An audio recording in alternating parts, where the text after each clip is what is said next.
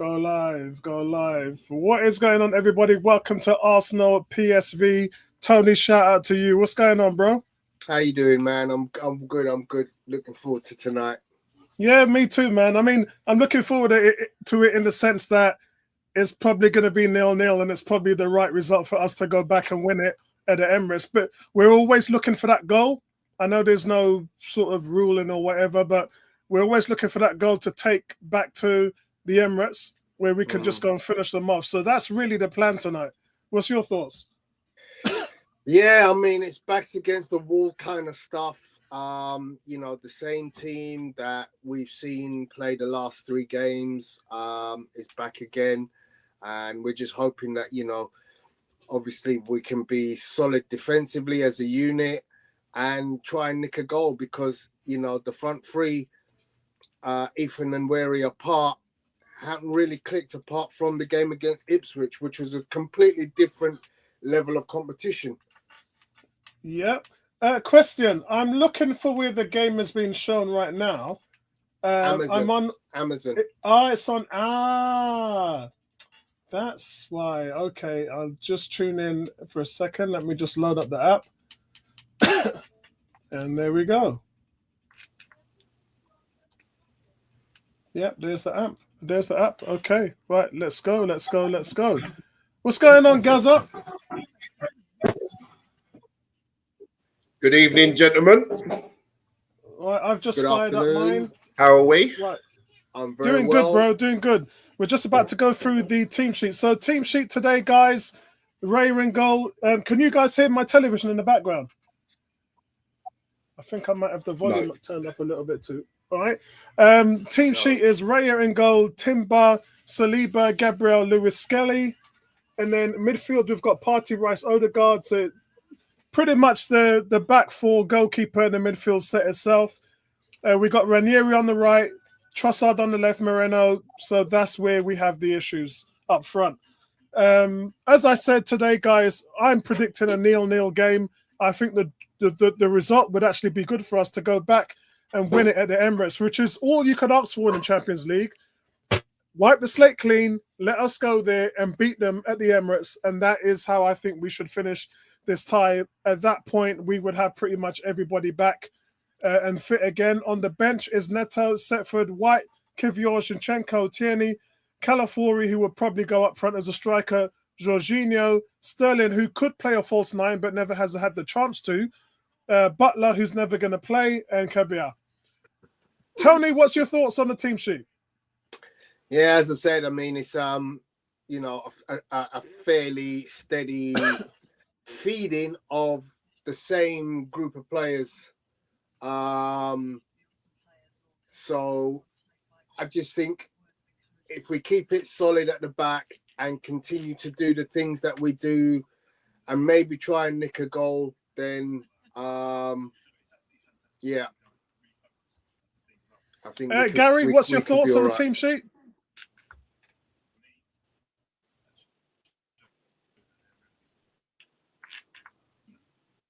Can Gary hear us?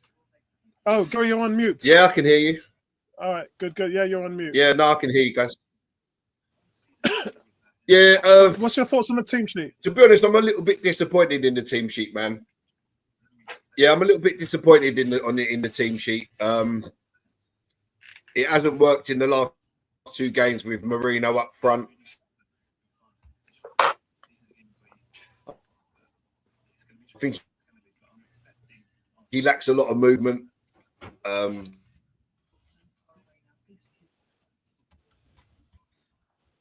prefer to see Calafiori get a little trot out up front.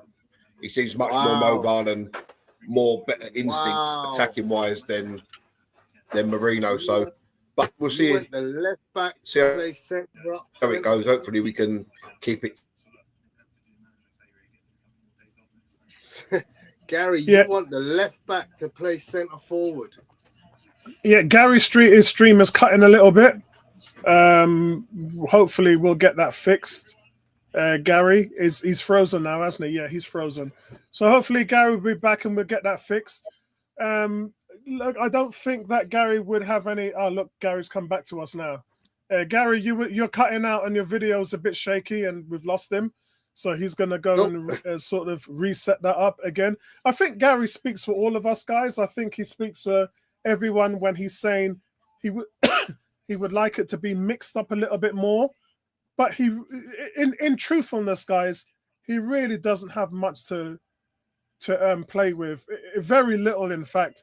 And I've been talking to guys on the forum this week, on the one-on-one forum, and we have been sort of going back and forth on it, where everyone's asking for change. And I'm saying to them, where are you going to find the change? What's the change? Like, tell me what the solution is, because I would like to know. I'm sure Mikel would like to know, because for what people are saying, it's just not realistic. Like playing Butler straight away, that's not realistic. You can't put a player on there that's going to cost you and compromise your team. There was a lot to do as a striker in terms of playing for a top club like that with Arsenal. And you simply just cannot put a body. People think that it's just a body. No, that body has to facilitate a system. They have to work within the tactics. They got to get the setup right. And I use this example all the time, guys. I say, when Declan Rice, who was a seasoned veteran, comes into the team and says, oh, man, I got a lot to learn. This system is very complex. It's going to take me a while to pick it up. And then Moreno, who's an international winner with Spain, comes in at 28 years old and says, this system is going to take me a good while, maybe 10, 20 games to get used to all the philosophies and the setup and what I need to do tactically. Those are two veterans. So when I hear people talk about throw an academy player in, you don't know what you're talking about, because you haven't taken into consideration the fact how the complexities of what you're being asked to do and how it would cost the team in any type of situation, because we play a variation of 4 formations in every game. So it's not just attacking, it's not just defending. There are different elements that go to it. So when I hear people talk about throw an academy player in, look, guys, Ethan Nwaneri, Saka, and Lewis Skelly are not the norm. They are generational players. They are the tip of the hat, the creme de la creme. Stuff like that does not pop out of the academy every 12 months or 36 months or whatever. It just doesn't. The chance that if you can, in the last 10 years, put up your hand and give me 5 players, Jack Wilshere, Lewis Skelly, Reece Nelson, Saka, Nwaneri, 5 players in the last decade. Give me any more names. Somebody throw up some more names. It just doesn't happen. The chances of an academy player at this level being able to adapt at first team, you might see a lot of them sitting on the bench, but they're on the bench because they're covering, quite frankly, dead spaces. They're covering dead spaces. And unless something drastically happens, like a backup goalkeeper breaks his leg or something crazy like that, where you're never going to see them play. That's just the reality of it. Don't look at Arsenal. Look at all the other top teams. They're all, they're all in a situation where they've got 40, 50, 60, 70 million pound players on the bench. We've got a bench full of academy players, 4 or 5 of them who's never going to play. So that's just not an option. I'm sorry, I know it sounds like I'm ranting a little bit, but I've been reading it on the forum all week. Yeah, why don't we try something different? What? Try what different? What is there that we could be doing different? When I read the team sheet, apart from putting Calafiori up front and Raheem Sterling, who was a false 9 at Man City, that's your only 2 options. You tried Trossard up front, it didn't work. So, Gary, sorry, you got cut off because your connection was a bit bad. I want you to elaborate on what you was talking about. So I think he was basically just saying. Yeah, guys. So I was just saying, a little bit disappointed with the team. Oh, Gary, your audio's gone. I can't hear you. The gremlins are coming out tonight. I'm not expecting it. Yeah, go on. Yeah, no, I was saying I was a little bit disappointed with the team sheet. I understand, the point that you just made, but I mean, look at a prime example I'll give you, right? Harry Kane at Tottenham was loaned out, never done anything. And they remember Spurs signed that Roberto Salado, didn't they? Yep. He turned out to be absolutely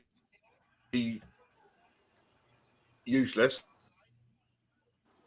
Harry Kane got a start, and look how many goals he scored. So you weren't going to do anything in the first set, and he got a chance. So these things. Gary, your connection is really struggling. We can't hear you, and your video is frozen. So you're probably going to have to work on that. Did you reset it? Your video's freezing, and we can't even hear a word you're saying at the moment. So there's something really going on with your connection at the moment. Did you reset it and come back in? Yeah, he's really struggling. All right, guys, we're going to let Gary work on what he's doing for a second, and me and Tony will keep you company. So the game started. Tony, I'm at 2 minutes and 20 seconds. I'm struggling a bit. Bear with me. No problem, guys. So in regards to what's going on, in regards to the game, guys, 2 minutes, 30 seconds gone, 0-0.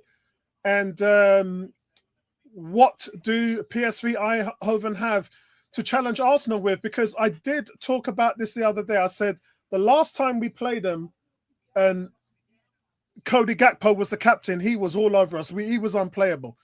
We couldn't keep up with them, and he just put on a masterclass. And that's when I said to everybody, we should go out and sign him. We didn't. 39 million. He's playing for Liverpool. He scored 16 goals, guys, this season. Let me just go back and repeat that to you guys again. Cody Gakpo, after I told all of you guys about him, and you said, no, we don't want him, he scored 16 goals for Liverpool so far this season. I think I can break that down for you, actually. This season, where we go. Where is it here? And Gary's coming back in as well. Right, let's have a look. Here we are. All right, Gary, looks like he's ready. He looks like he's ready back in. Cody Gakpo, 16 goals this season. Yeah, so I was saying.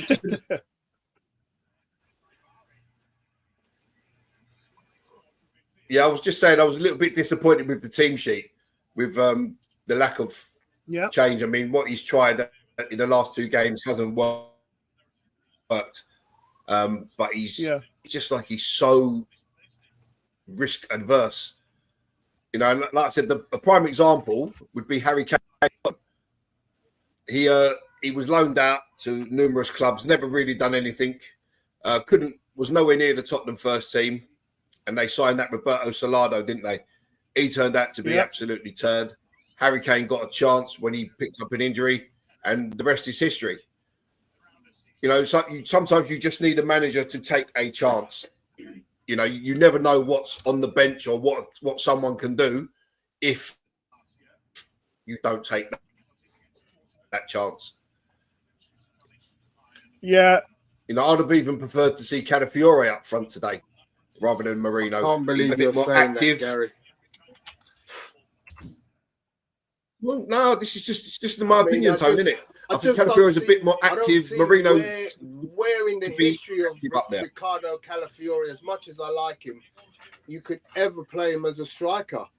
I mean, you could turn around and say, well, let's play Kieran Tierney up front. Yeah, and that will actually be a good shout. It would be a good shout. He's an athletic player, he can run fast, and there's nothing else. Who was our most attacking player in the last couple of games? It's been Calafiore. Yeah, but not. He hit the post against Forest. Marino. Chance up. Oh. Yeah, that was close. That was close. Yeah, that was close. Arsenal knocking on the door. I mean, just because a guy is, come from left back and he's played sort of a very aggressive sort of 8 role, I guess. Finding himself in some good situations, nearly scoring a goal. I don't know if that's enough for you to say, yeah, I'm going to now let him be my striker. And look, what's the harm in giving? Tony, what's the harm in giving it and giving him a chance? I'll tell you the harm, Gary. What's he going to do? He knows nothing about Can't do no worse than what we've seen from Marino in the last 2 games. But the point is, he used to play as a striker, game in and game out. Yeah, the manager sees what we're day seeing in and day out. Yeah. There's nothing that we have other than a hunch that he can play that position. And let's be honest, if he was a striker, he'd be playing as a striker. He's clearly a defender. What you generally tend to find is defenders don't start off as defenders. They start off as midfielders or attackers who ended up as defenders. That's where he comes into the box. Trossard's got it. He can't get the cross in, and it's deflected. Yeah, I think this is for the both of you, really. When you're put in a position where you're competing on both fronts for the league and the Champions League, and then all hell breaks loose and you've lost everything, which is essentially what's happened. There's either 2 ways you can go with it. You can go gung-ho and just try crazy stuff. Butler's in there. Put in Marino as a striker was in there. So we can't say he hasn't done nothing. He has. Yeah. And let's not forget Apollo. Yeah. When we needed a goal, he did put Gabriel Magalhaes up front. Yes, he did. Yeah. He did. So it's not like he ain't trying stuff. Yeah.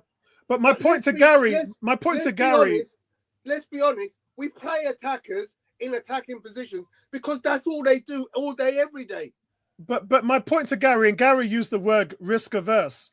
You have to be, because you're challenging for these massive honors. Go on, mine. Go on. Penalty. That's a penalty. No. How the hell? Yeah, I don't know what happened there. There has to be a penalty. Is there not a penalty? I don't know how. They're not giving it. No, VAR has to give that. Yeah, I mean, they're talking to the ref. How is that not a penalty? I don't know, but Declan Rice has gone up to the ref and said, the ball goes out. They have to wait till the ball goes out, but that's definitely a penalty. I don't understand what's going on. The referee looks like nothing's going on. On earth? He's about to shoot a goal. He has to wait until the No, VAR checked it. The VAR checked it. And it's no penalty. How? VAR checked it. How? How do you know? Yeah, VAR checked it. Arsenal was well within their rights there to get a penalty. No, but how do you know they checked it? Oh my gosh! Right, here it is. They're showing a replay of it. Just showing it again. Oh my days! No, it's not. It's not a penalty. He miskicks it. It's not a penalty. But the guy's leg connects. No, he's foot caught. No, he doesn't. It's the right call. It's not a penalty. As he was striking it, the guy's leg coming into his line. His line. He just miskicks it. Here comes Timber. Arsenal looking really strong here. Here comes Wanyeri. We know we can hit them from there, but Wanyeri gives the ball away. Goalkeeper clears. Oh, man. We're looking gamey tonight, guys. Oh. We're looking gamey tonight. How's that not a foul on Marino? Again.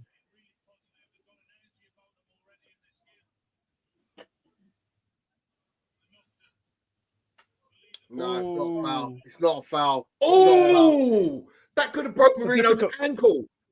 Yeah, but Marino came in there late, didn't it? Could have broke Marino's ankle. Look, guys, the last thing we need out of this game here is an injury. Yeah.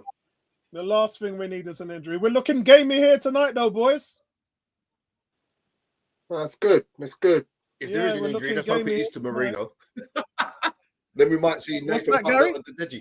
Oh, Gary, did you watch the under? If there is an injury, let's hope it's to Marino, isn't it? The semi-finals of the FA Youth Cup.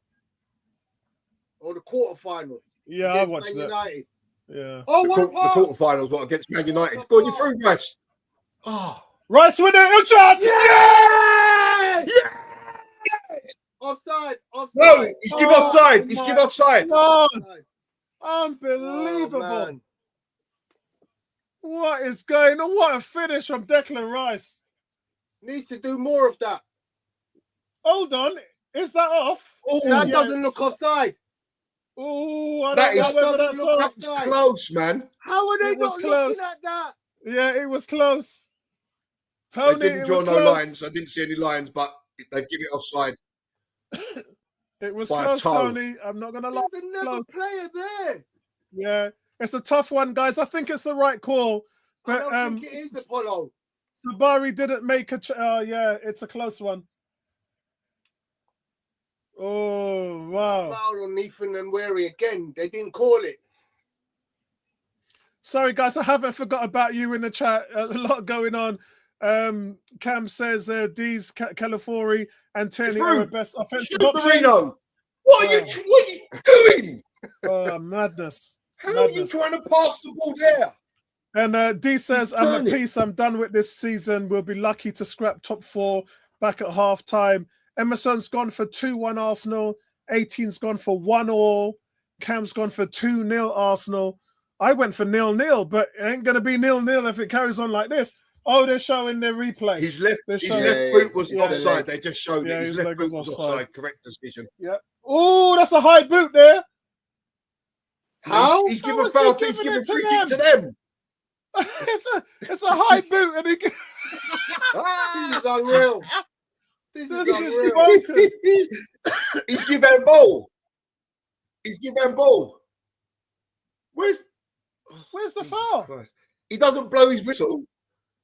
And then Partey Where's almost the gets foul? kicked in the face and then he blows the whistle. There's no Unbelievable. foul. Unbelievable. Where's the foul?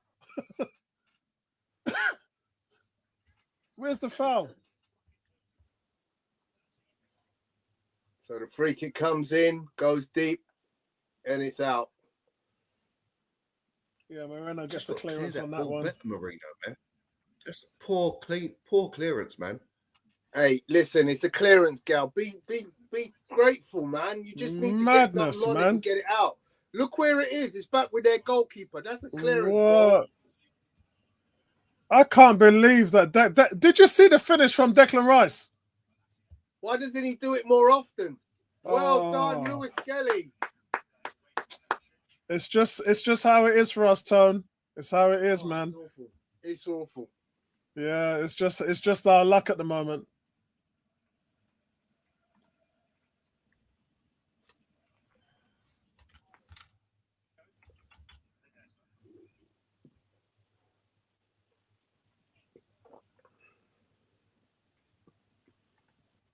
Quick question, Apollo. What did you do about your visit Rwanda? Yeah, I put stickers. Visit the found. That's a good one. That is. I put all kinds of stickers all over mine, man. Hold on a second. I'll come back to that in a second.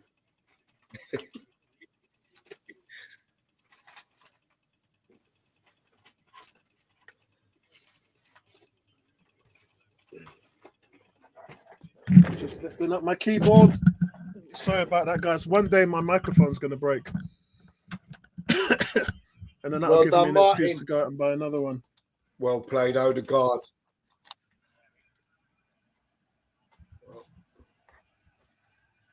Yeah, I was about to show you now. I was about to show you guys my FA Cup 14th win, which Tony happily gave me a link to eBay, and I bought a good amount of them to put on the stickers. But What you mean there that we one? go. Oh, clear! Oh, he's in the bar! Oh, How did he miss? Wow. oh, Jesus How Christ. did he miss? Wow. Do you mean that How one, did he Apollo? miss? What a let-off, guys. PSV, the ball comes in from the But left. even now Perisic where he crosses it. switches off and doesn't track his runner, And actually, Raya gets a hand to it. And if he doesn't, then Gabriel's cleared that easily. Credit to Gabriel there because he makes himself look big. when Sabari goes in for the finish. But what a play there. That was crazy. That was crazy. Unbelievable. Off the post. How did Arsenal survive that? Wow. Apollo, did you mean this one? Yeah, that's right. Yeah, it's under my keyboard somewhere, and I don't know what I've bloody done with it.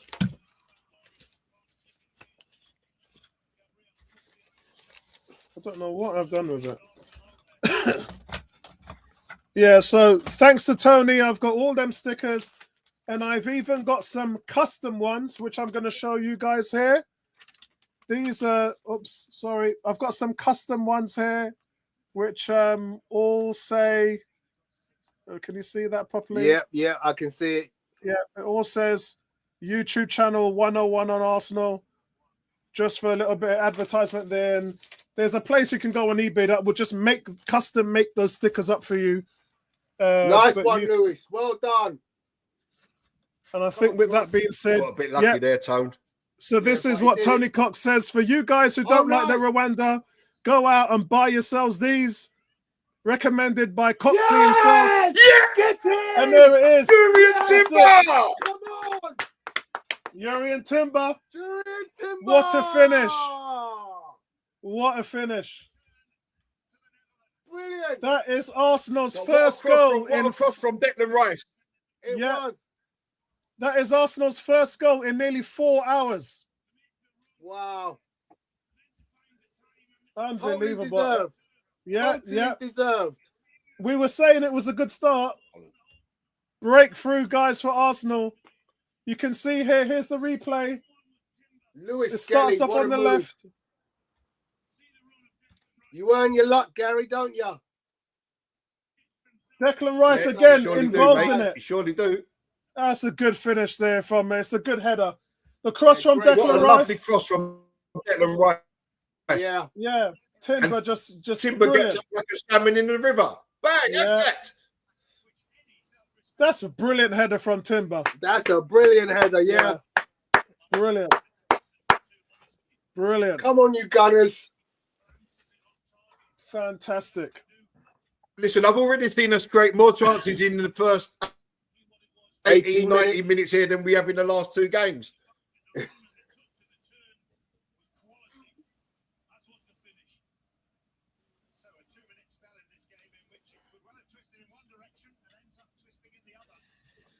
Wow, incredible, guys. That, as I said, first goal in 4 hours.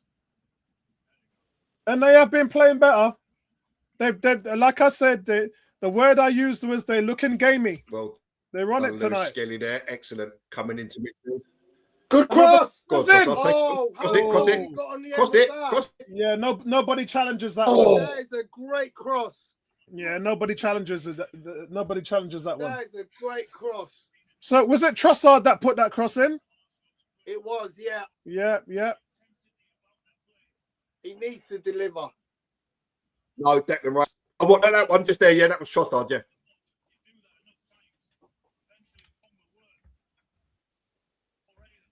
No fouls. You got to do better than that one, Yeri. Well done, Saliba. That was really, really well played. Cam saying Timber Nice had a good bit of play in the build-up too. That was a very good Rice. That was very good by Rice, and all started by Miles Lewis. Well done, Gabriel. Help him. Yeah, this is just the start that we needed, man. I'm feeling less stressed now. Feeling less stressed. Scores on the doors, by the way, guys. The early game, Villa away beat Club Brugge 3-1. Arsenal winning 1-0 here. Lille and Dortmund after 60 minutes, 0-0. And what a Real pass. Madrid won, Atletico Madrid 0. Rodrigo. Yeah! And it's another goal.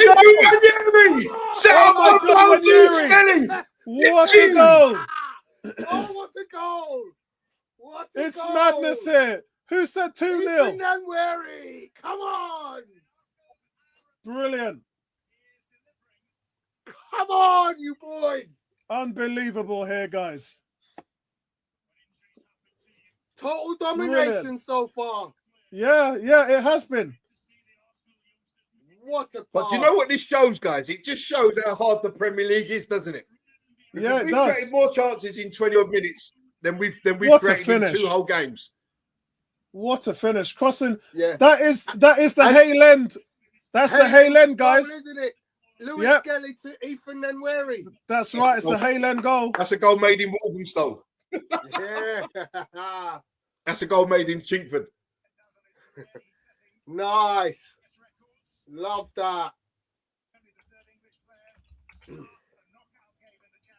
I love how Ethan's showing the badge, yeah? Yeah, yes. Because Brilliant. you know the secret, right? His whole family's Tottenham. Yeah, that's right. Gunners taking control of this tie now, guys. And Nothing silly. if they can Right, keep right, it like we this can or score add it, some mate. more goals, then this could kill off the tie completely, Tony. Yeah.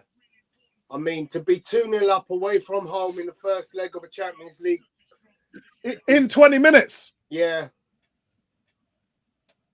You know, it's still a long way to go, though. Let's not count our chickens yet. There's going to be more chances because now PSV have to come out and play. Yeah. They've got to come out and play now.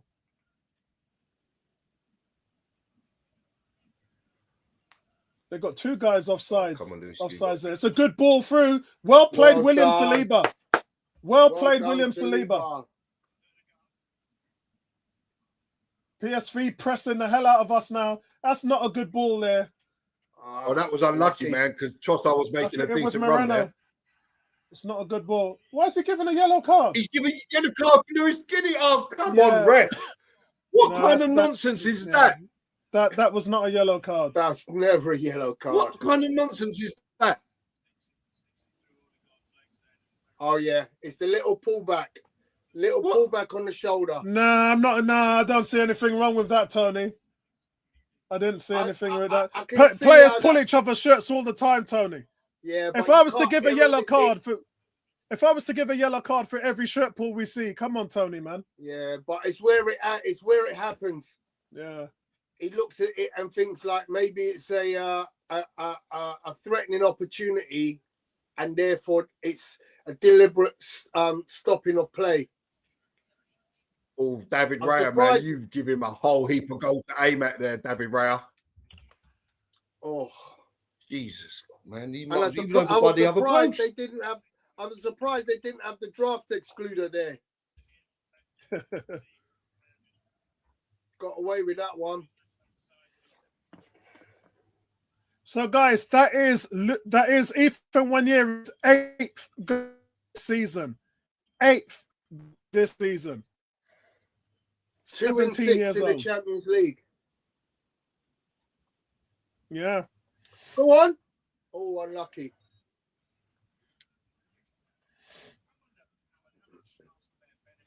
And Another Tony, free this kick is to the PSV. second game, only the second game he started. And that was only moments after PSV hit the post, Come on, guys. Here yes, comes we're Arsenal in the again on game. attack. When Yeri's running, he slips it through to Odegaard. Oh. Odegaard, poor ball. Oh, come on, Martin Odegaard. Come on, man. Yeah, poor ball. He knows. He The knows. master conductor, the master creator, just couldn't do it when it counted.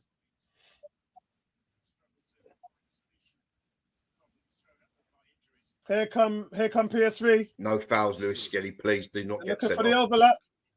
Oh, Oh, Skelly's gone. oh, that He was a should yellow, never Tony. make that challenge. Yeah, that was a yellow. No, he hasn't pulled out a yellow card. No, he hasn't. But That was a Tony, silly that challenge. was a Didn't he ye- take that? That was a yellow. Yeah, Marino's telling him as well. He can't make that challenge. He can't make He's got to challenge. take him off now. He's got to take him He off. has to stop him right now. He's got to take him off. Yeah. That's a yellow card for me. He's got away with one there.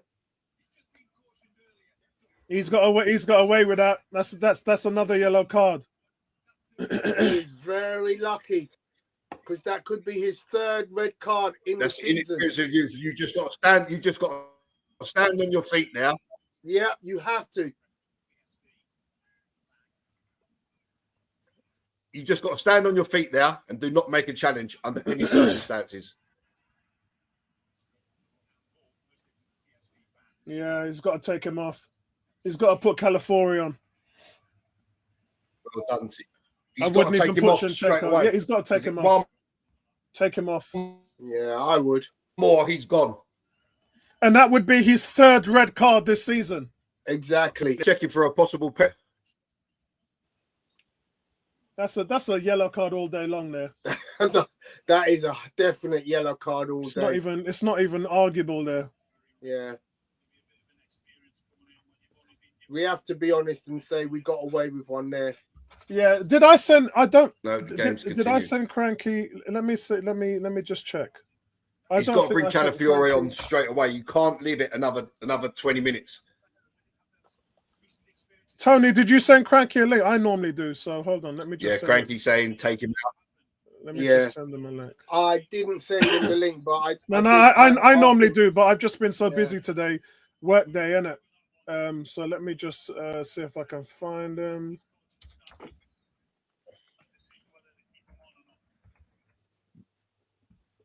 I send Cranky links on Facebook Messenger, but he very rarely gets them, so I have to resend it to him on WhatsApp. All right, let's have a look.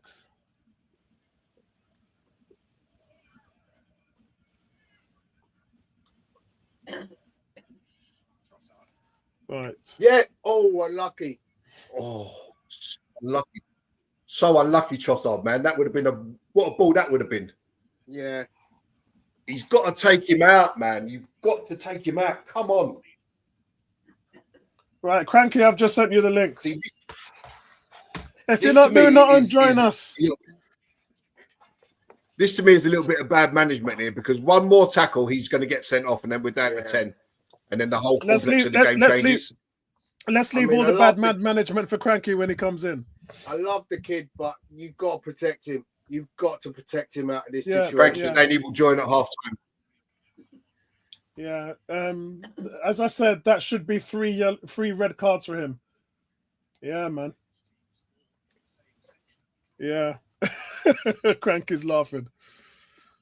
When needed says, we'll see what the good manager does. Well, the good manager has got us 2-0 away from home in the last 16 minutes. Out to warm up, guys. Yep. It's what he needs. It's what he needs. So obviously, you've got Ben White that can go into right back, and Timber will go to left back. Yeah. Well, they're breaking again. I mean, it's a like for like change. You don't need to do anything. Swapping people on wings. You know, there's no need. You've got an abundance of left backs. Why would you swap Timber? You have, but you're talking about your best 11, Tony, and I think that definitely gives credit to having your best 11. But you actually have a natural left-footed wing, wide out. I mean, left back. Why would you not use? You know, not only have you got one, you got two. You got Tierney and Calafiori. So it would make no sense to me moving Timber to bring in Ben White. Played. I mean, they come again. Timber coming forward. Get past him, Wanyeri. Yeah. See, Wanyeri didn't give him any options there. Yeah. Yeah, that's a goal. Marino. That's got to be a goal. Mikel Marino, 3-0. Yeah. He's done it. Yeah, it's a goal. I wasn't sure around between themselves. It's been given. Yeah, it's been given. It's 3-0 Arsenal. Wow. So much for that filling striker, Gal? It looked like they didn't know what was going on. To be fair there, Tone, he only had one option. That was to shoot a goal. He couldn't get it wrong. That's what he's there for, isn't it? Yeah, that's right. Yeah.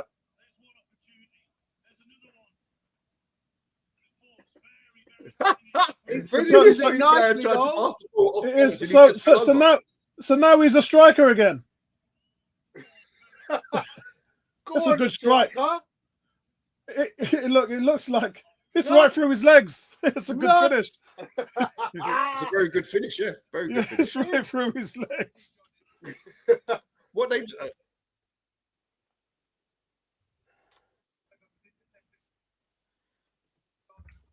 what a calamity Come defending, man. What was the defender doing? Oh no, they're gonna rule it offside. Yeah, that's offside. They're gonna rule it offside. But the pass didn't Yeah. go through to Timber. Yeah, it's gonna be. No, Was that a the shot? original pass, Marino was offside. I don't think it was a pass. I think it was a shot. No, the original pass from Timber, Marino was offside. Gary, But it's the gonna ball be didn't go through chalked off Marino. because Mark Timber Clattenburg's doing the video edit. Yeah, refereeing. I think you're right, Gal, but I don't think it was a pass. I think it was a shot. I mean, if this goal goes in, I mean, it's practically going to make it impossible for them to come back. But yeah, Mark Clattenburg is the video referee in this game. Can it be? Do you not Yeah. have to have a foreign VAR team? He is foreign. No, Mark Clattenburg. to them, he's foreign. Mark Clattenburg's doing the video ref for the Amazon zone, not the actual game. Right, I was going to say that's not the video team for UEFA.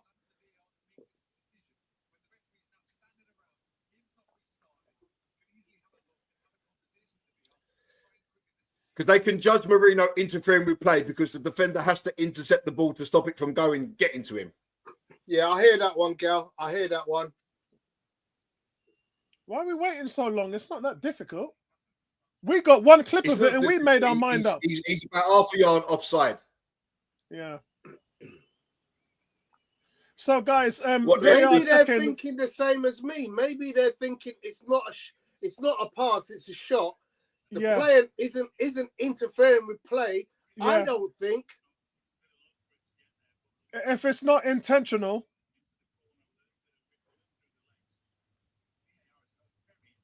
Taking a long time. Yeah. Meanwhile, guys, Calafiori is stripped off for Arsenal and he's set to come on. That's great. That's good. So hold on, guys. Hold on a second. It's a goal. It's a goal. Goal's given. The goal is given, guys. Told you, Gal. It's a shot. Real Madrid won, Atletico won, guys. Because even the shot doesn't even get anywhere near Marino because it's intercepted. So Lewis Skelly is off and Calafiori is on. That was a substitution that had to be made. Tony, what did I miss? Is it a goal? Yeah. It's goals given, mate. Okay. And Lewis Skelly off, Calafiori on. Excellent. All working out for us now. Look at that there. That's a nice one. Keeping that in the office. There you go. Nice. Boom. Thank you, Lisa. Oh, keep pressing. He doesn't want it, Odegaard. Come on, Marino, sprint. Are you running in treacle, mate? Nice. Well done, Calafiori. Yeah, making his mark. Not a bad Tuesday night this is, lads, is it? I've had worse. Well, I said to Tony. And that should be a yellow card, ref. That has to be after. It should be, shouldn't it? Probably not going to be. Look, and then they foul him. Yeah. I don't know what's held going on to on that there. too long. Yeah, he did. No one gave him the option. Yeah, he held it too long. Yeah, I think Arteta would be having some stern words with Miles Lewis Skelly. It's Atletico Madrid have equalised. What's Gabriel doing? He's got Raya right behind him, shouting for the ball. No, he couldn't take a chance. He couldn't take a chance there. Oh God, guys! Real Madrid 1, Atletico Madrid 1. Equalizer by Julian Alvarez. Nice. Well played, Calafiori again. Excellent.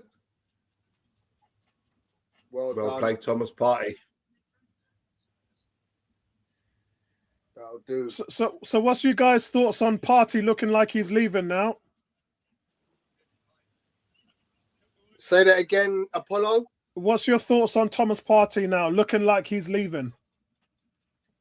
I think it's a disaster. I think it's a big error. So my sources, and you already know it's Colin, my sources have told me that the contract offer for the fifth year option on his contract is half the price. So it's not 240, which is what he's getting, it's 120. So they've, but we've heard he's been offered 350 a week to play in Saudi Arabia. Yeah. I think he's going Barcelona. I don't see how Barcelona can afford him. Oh yeah, that's with all their players, but yet they still find a way, don't they?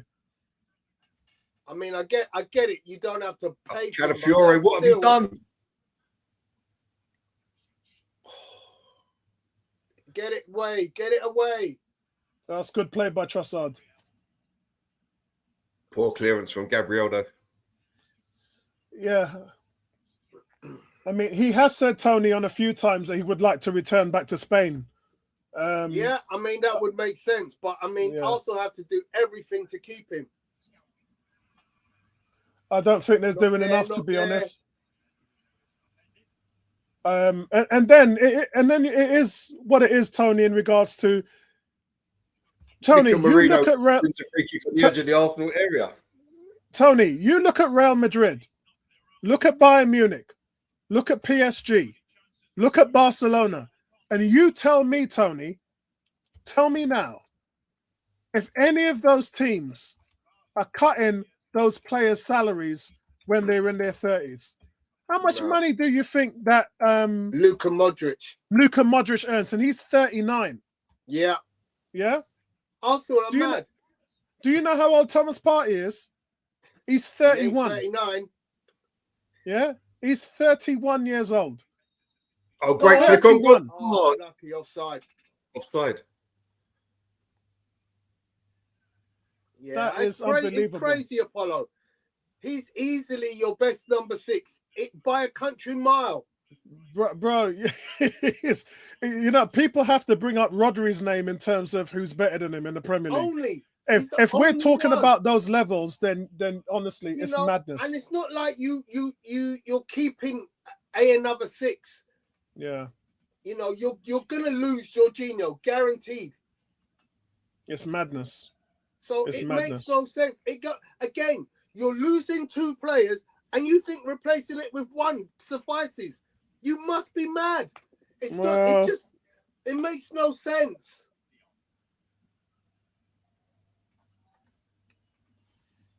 Yeah. Nice feet, Trossard. Let's get up there, though. You're walking around. You should be up front, Tross.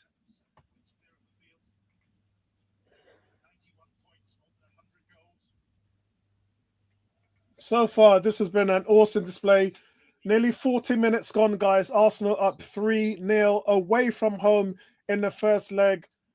Only Manchester United at Basel in 2018 have had a 3-goal lead earlier than this in Champions League history at this stage of the knockout, guys. Brilliant stuff. Brilliant. Oh, come on. Trossard's making the run. You've got to look at that. He's making that run, looking for the ball over the top. You've got to see that. I mean, a couple of goals have been really good, but the last goal was just woeful defending. I'll take Ellie. I'll take them all, Tony. I don't give a damn. That's a bad ball, Raya. He didn't need to make that pass either. He's got much better options to choose.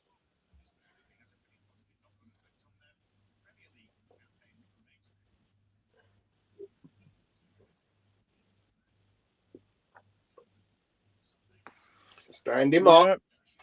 3 shots on target for Arsenal, 3 goals.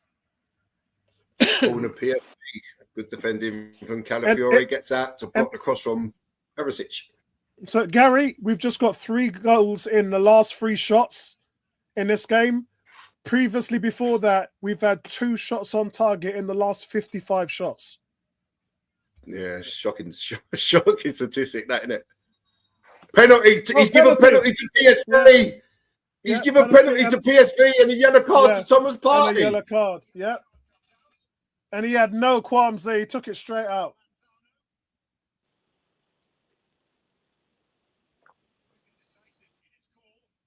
He had no time wasted there. Right, what's he looking at? Oh, it's a penalty. Yeah, it's a penalty. You can't do that. Oh. I mean, people do that all the time, but the referee never gives it. But that was overly excessive. He doesn't need to leave his hand in there. Yeah, I mean, you just have to look behind at what's going on with Gabriel Magalhaes. The exact same thing is happening simultaneously. Yeah. And I have to have a word with Thomas Partey's barber. I think he's done a terrible job with his head. I'm glad he's not getting a new contract after that foul.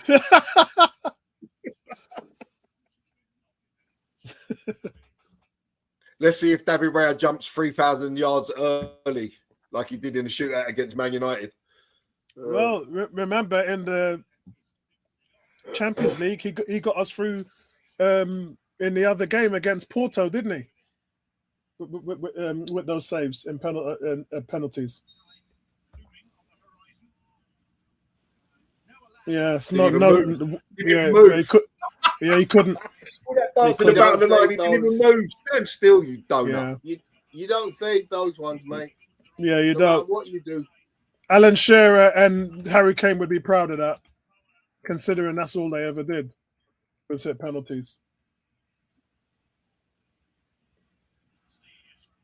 That is what you call right down the throat. One thing, you can't listen. It doesn't matter whether you're going to save it or not, Tone, but if your feet are not set, you ain't saving nothing. Yeah. He's not saving that even if his feet are set. He's not saving that if there's two of them in there, mate. Yeah. If there's two David Rayas in goal, you still ain't saving that one. And it's a shame. That's just before half-time. Here come Arsenal again. Oh, no! Declan Rice just past the post. Oh, so unlucky. Could have been 4-1 straight away. Look at that. Oh, it's a whisker. Oh, it's a save. The keeper saved it. It's a save. The keeper saved it. Gets his hand to it. Yeah. It's a save. It's a save. Yeah, excellent save. He hasn't given a corner, though. He gave a goal kick. No. Of course, Gal. He doesn't have the benefit of replay like we do. Here comes Timber. Just play the ball, Timber. What are you doing? He's done it. He's done it really well as well. We're just not playing the ball quickly enough. Lovely great stuff. Odegaard. Crying out loud, man. Odegaard's been horrendous. What is wrong with this guy? He's not been on it this season, mate. You know what, Gary? I think he needs a preseason because that injury just took it out of him. He's never recovered, mate. He's still providing the chances, but just the sort of stuff we're used to seeing is just not there. He just looks woeful.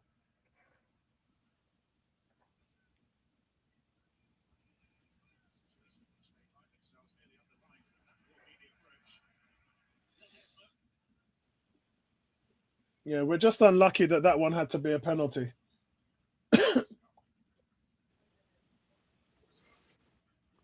The problem is, Tony, if they get one more. Yeah. Remember, they hit the post. This is an open. Yeah, this is the last 16 in the Champions League. There are no easy games, I'm afraid, guys. But I think we've been very impressive in the first half. I've thoroughly enjoyed watching us play. Look, Aston Villa went away today and they won 3-1 away. They're more than happy. I think we'll take 3-1 away right now. That's a great result.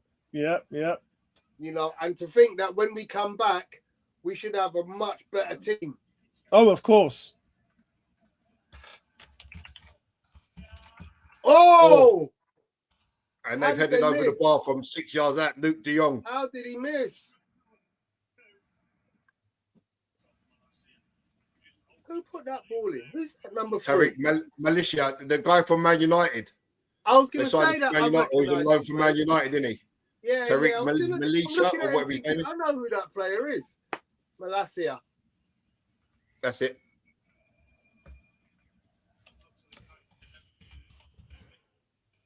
So 4 minutes added on, guys. 1 minute's gone already.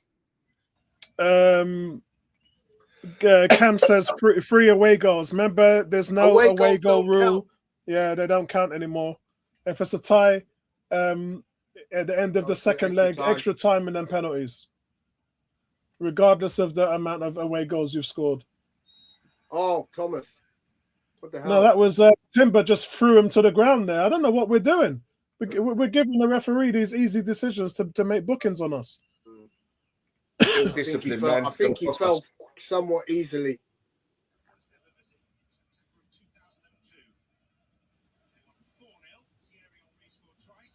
It's a good press by Arsenal. Yes. Forces them to go long, and then they kick it out of play. And guys, listen, just shout out to everybody out there. Thanks for supporting the channel. I will try to get some videos up when I'm feeling more up to it. I've been struggling since Christmas, and it's really weighing on me at the moment. I even had a conversation with somebody saying, I really don't even know if this carries on what I'm going to do. That being said, and I'm not talking about shutting down the channel, guys, but because I'm nearing retirement, which is good for me because I'm looking forward to speaking to you guys a lot more when I'm retired. Go on, Leo. But just bear with us at the moment. Just bear with us. Tough times at the moment. Give it. And go. But I appreciate you guys sticking with the channel. I really do appreciate you guys. Oh, come on, Martin. Oh, that's ours. Yeah, that's ours. That's a throw into Arsenal. That's good stuff. If Martin gets that ball and pulls it through, he's going to be one-on-one with the goalkeeper. Yeah. Yeah, this game's not over by any means.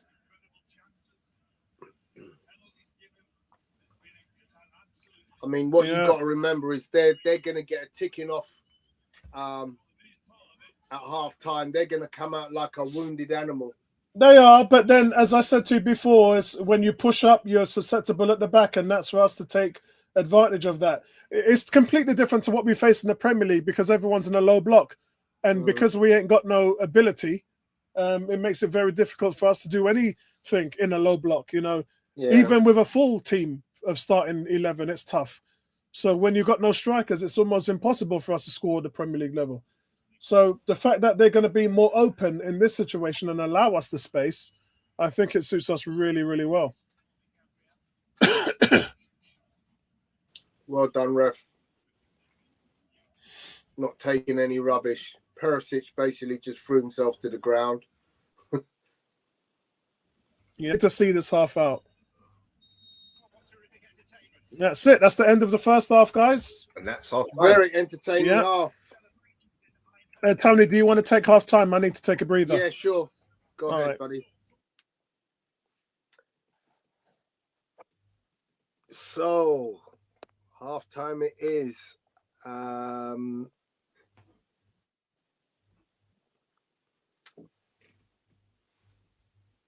Goals from Mikel Merino, Julian Timber, and Ethan Nwaneri. The reply from PSV by Lang from the penalty spot.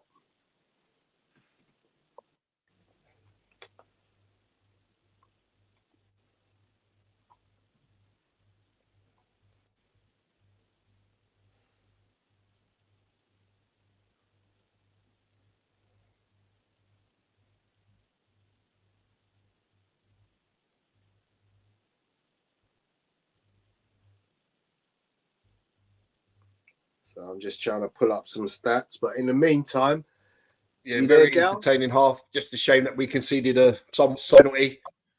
Yeah, I'm here, mate.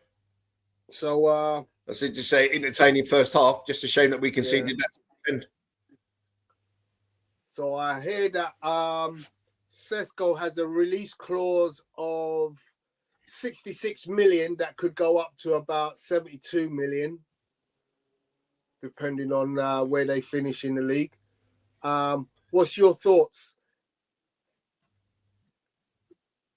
Well, I think we're definitely not going to try for Isak at 130 plus. I think that's out the window. And I think Sesko is the next option that they're looking at. So if you can get him for around 66, 70 million. Yeah. Pull the trigger. We definitely need reinforcements in that area. I've heard a lot of talk about Joshua Kimmich as well. So maybe that's another reason why they're looking to let Tom Partey go. I'd be happy if Kimmich signed. I think one thing's for sure, though, it's an important window coming up because obviously you've got players that are going to leave that you've got to replace, but you also have to add to the depleted squad, right? So if you're looking at Zinchenko leaving, Tierney leaving, which would then leave obviously Miles Lewis, Skelly and Calafiore at left back. You've got White and Timber right backs, Saliba and Gabriel. You're probably looking at Kivior leaving. So you just got to make sure the numbers are there because we don't ever want to be left in this position again. Yeah. And they kind of fallen a little bit behind, really, with the summer business that they've done. All right, the money may not have been there, it may have been tight, but there was a post on the Facebook forum which someone was saying about, Isak, Sesko, blah blah blah, and it is. And I remember saying, so you're letting 3 go at least. You're signing 2 to replace. There's still no back. So it's something that they've got to get right. They've left themselves in a bit of a muddle, and it's going to cost something to put it right. There's obviously no one else coming through the academy because a couple of the academy boys that we've got on the bench can't even get a game, can't even get a minute. So it's an important summer. Absolutely. Mr. Cranky. Welcome to the chat, Mr. Stan Cranky. How you doing? How you guys doing? New York. Very well, sir. Obviously, with 3-1 up at halftime, we're feeling rather confident at this stage, Cranky. How are you feeling? Well, we are away from home. We could have scored more goals. They could have scored 3, by the way. They hit the upright. That header they just missed, and the penalty we gave away. I do have some empathy and sympathy for Partey on that penalty, because what happened was he was being picked off. He's trying to put his hand to block the man who's his man, and he's been picked off, and he put in the wrong place. Yeah. But maybe I'm overly critical, to be honest. I like how my team is playing, frankly. I think we're the better team. I think we'll win this game. But why is Odegaard annoying the hell out of me? Can somebody explain that to me? Yeah, because I'll tell you why, Cranky, because he's basically not doing the things that we expect to see him do. The interesting thing is, in the last few games, he's been the one player I've looked at, even despite his poor play in front of goal. When I mean in front of goal, I mean as in shooting. Yeah, he's still been very creative. But on this occasion, his creativity is even gone. So well, I think he's not getting. I think you've got every right to feel upset at the way he's playing, because if you're not scoring goals, then you have to be creative. And this game, he hasn't been that guy. He's not been creative enough. Well, if as the leader, as the captain, as the facilitator, as the number 10, why is Nwaneri not in the game? Because you're not putting him in the game. You're taking the ball and dribbling like a madman. Hit the ball in midfield, he turned brilliantly, and he dribbled the ball all the way over to Nwaneri when a pass would have gotten Nwaneri the ball like 5 seconds before that. Why are you doing that? Yeah. If you're out of form, that's not the way to get in form, right? Yeah. You make the game will come to you. Let the game come to you. Don't force the game. He's forcing the game, and it's annoying. And that can happen though, Cranky, because you often see, especially with youngsters, they're trying to do too much, and this is where Martin just needs to let the ball move. He's trying too hard. You almost feel like. But to be fair, guys, there has been a couple of situations when Yeri hasn't done like a run or something like that. He's kind of been too static. I think Nwaneri's problem is this. So let me know if I'm over-analyzing this. You see, when you are 17 and you're the star on your team, you get the ball when you want the ball, where you want the ball. So now you're playing up with grown-ups, and you expect to get the ball, and it's not coming to you, but you're not moving, because normally when you play, you get the ball. They just give it to the ball and you do something with it. That's his problem. So even when Timber won the ball, He should be tearing down the right. The defender has to make a decision. He just stood there. He didn't give Timber an option. So he needs to learn to understand I'm with grown-ups. I have to move to get the ball and go in the right place versus, you know what, I stand and I get it and then I do something with it. Yeah. But he scored the goal he scored was a good goal. I mean, that's what that left foot is lethal.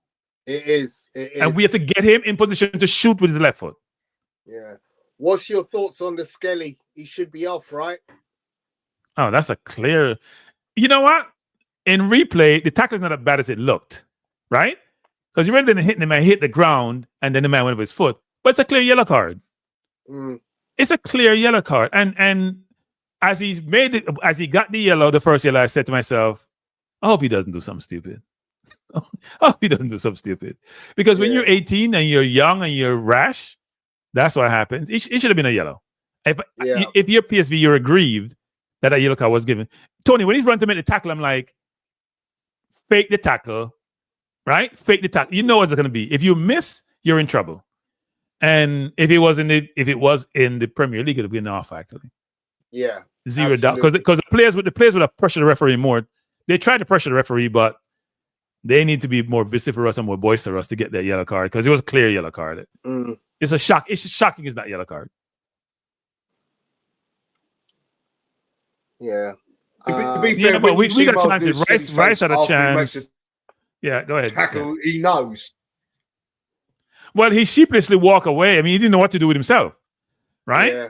And if I was the manager, if I'm manager, I'm changing him right there and then. But you see, like Lou makes the tackle, he knows, and he counts his lucky star.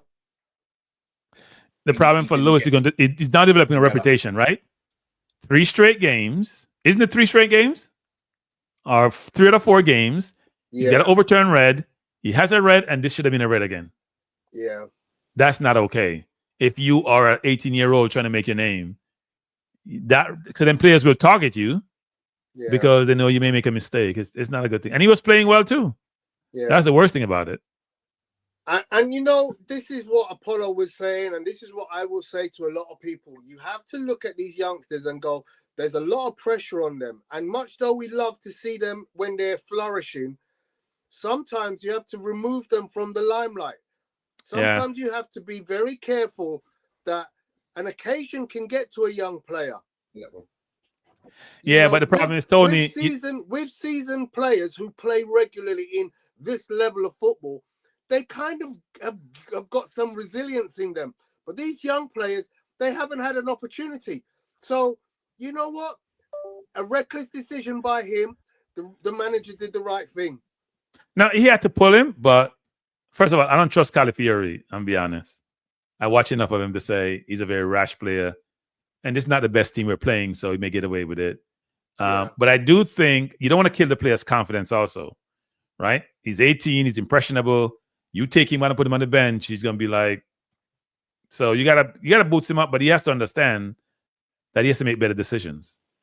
That decision could cost his team. Yeah. You know, part of the decision is bad, but you're not down to 10 men. It may be even worse than giving up a goal, actually. Absolutely. So I'm just going to go and touch into the chat. D-Dub says, freak result thus far. Had they converted that chance where they hit the bar, I could have seen the score being them scoring 2 more. Michael Prince says that goal was conceded because Arsenal had an attack, but instead they brought the ball the way back to the keeper only for him to kick it out and brought an attack on themselves. D-Dubs then comes in and says, Miles Lewis-Skelly, lucky not to get a red. Should have been off. Another stroke of luck on our end. Came through the system as a midfielder. He's not a left-back. Poor man management. 4 left-backs on the bench. I don't agree with that, D, at all. Nor do I. He is a midfielder. I understand that. But he's also a gifted footballer who right now is doing an absolutely outstanding job playing at left back in what is called an inverted fullback role, where he can use his midfield craft to find himself in advanced positions on the field and be very creative and even score a goal, as we've seen him do.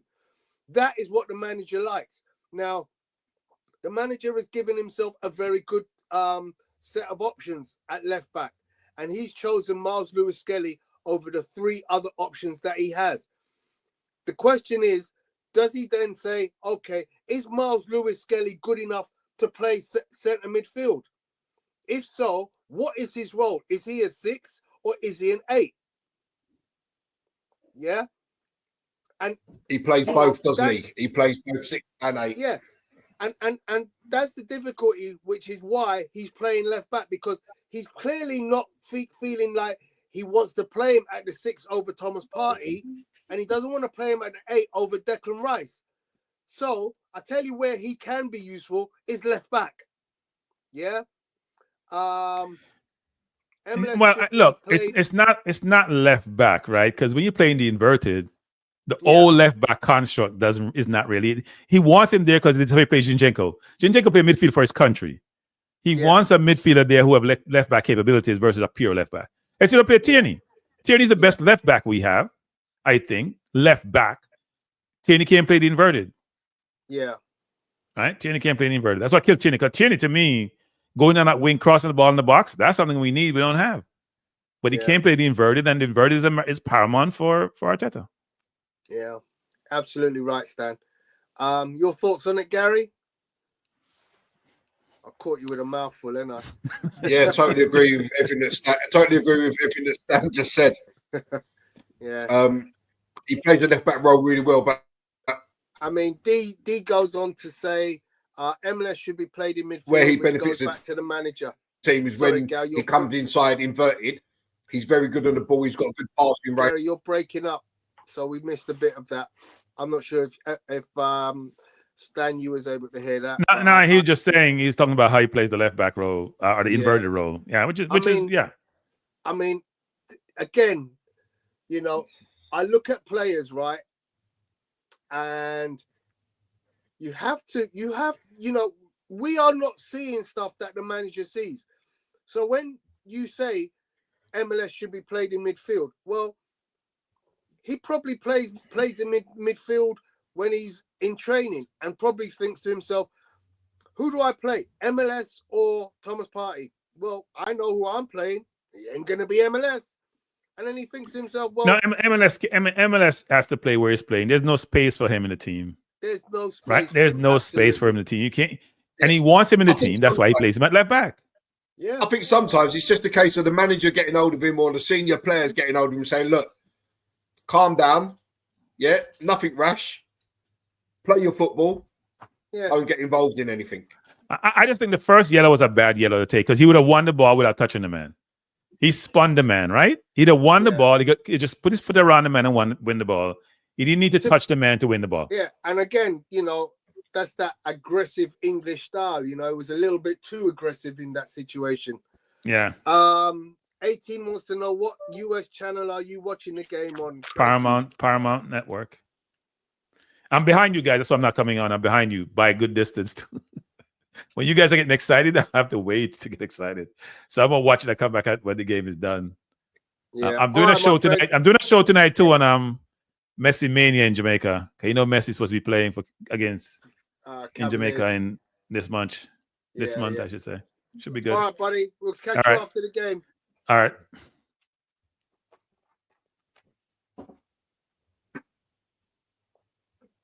I'm trying to figure out how to get out. We've re-kicked off. Arsenal pressing. Ball goes long. Well won by Timber. Arsenal throw. How's it an Arsenal throw? That's what I was confused myself. What are these officials doing, man? I was confused myself. D will be back at full time. Bad manners, bad management. Gifted as he may be, he shouldn't be at left back in the first place. Okay. I'm not going to go any further into that. No one in the box. Go on, Ethan. Oh! Yo! Finish! Yeah! Oh my God! 4-1. Come on! The captain. Tony, I'm not even lying, right? As he was about to strike that, I could feel the concentration on his face. Oh, just making sure he connected with the ball to put it in the net. He needed that. He needed that.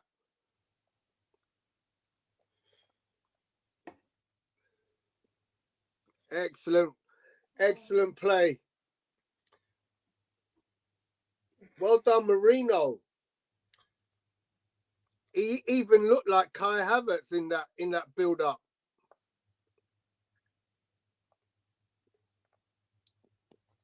Right-footed cross. He takes him on the outside.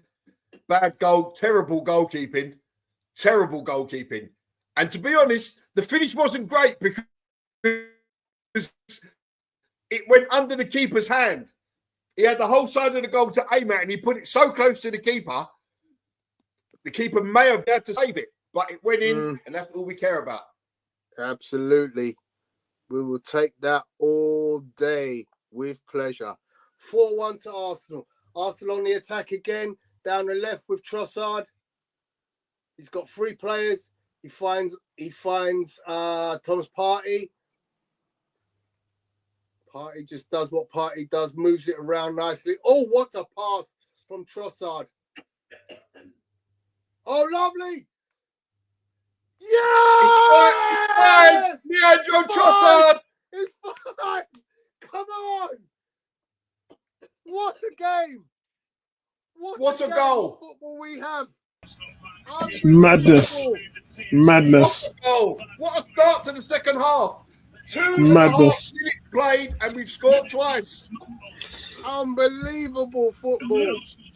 But Gary, remember I said to you, if the manager's going to put fire in their belly at halftime and said you got to go out there and win it for your boys, what's going to happen at the back? Wow. I mean, look, Arsenal are outgunning them 5-4 in the box. There are more Arsenal players in the box than there is PSV players. And that's what happens, Gary. Finish from Trossard, though. Yeah. Brilliant. Great interplay between him and Calafiori as well, though. The little back heel to Calafiori and then return through ball. Excellent football. Tony, you know what that is, don't you? That's Calafiori's attacking sense. Yeah. Like I mentioned in the before the game started, his attacking sense is really good. Cranky says, "Wow, that is incredible." 5-1. They've not scored in nearly 4 hours. And then we score 5 in 4 minutes, 45 minutes. What's the matrix here, Tony? So they've had 7 shots and 5 on target. Sorry, 5 shots on target and 5 goals. So every goal they've had on target, they've scored. But to be fair, Rice's shot was also on target. The keeper saved it because that was 100% going in. So Cranky said, take off Partey, Wanyeri, and Jorginho. Oh, take off Partey and Wanyeri for Jorginho and Sterling. That's not bad. Yet. Not yet. That's not bad. Yeah. It's not bad. That's why I said not bad. I wouldn't do it now because they can't capitulate in the last what is it now? There's 40 Come on, minutes Ethan, left you've got to get out there, Ethan. There's 40 minutes left to play. A lot can happen. Nice. But this is total Beautiful domination. by Odegaard. Would have gone the other way to Ethan. That's beautiful. What a ball, Trossard. What a God, ball. come on, Wanyeri, stop it with that touch. That's I dare you to make Put it stick. down.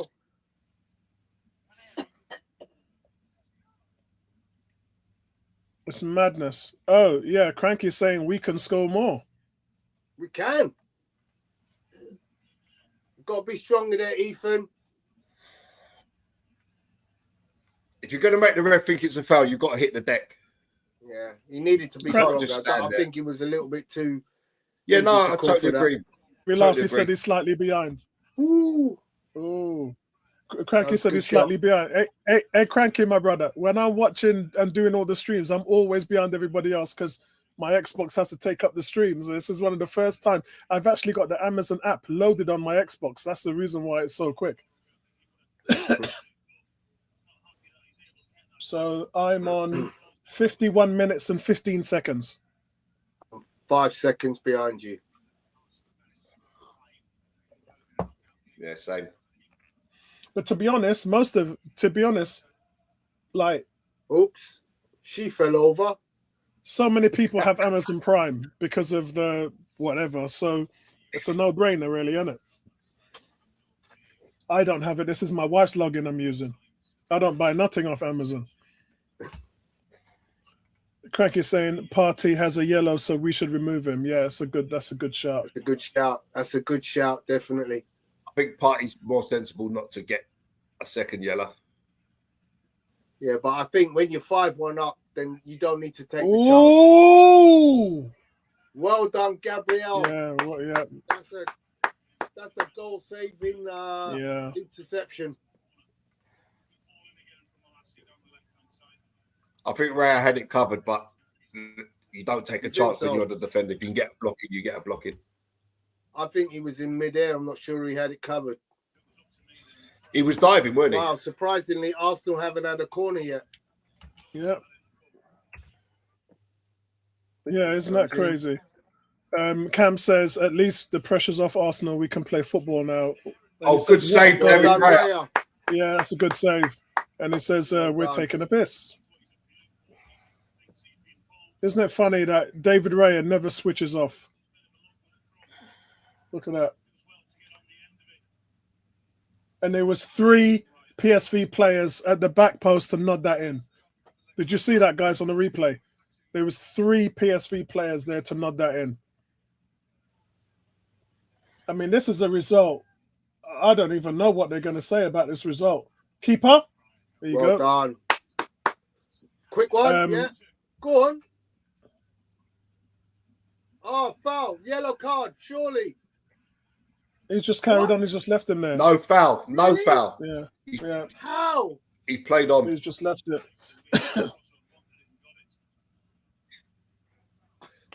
Okay, wow.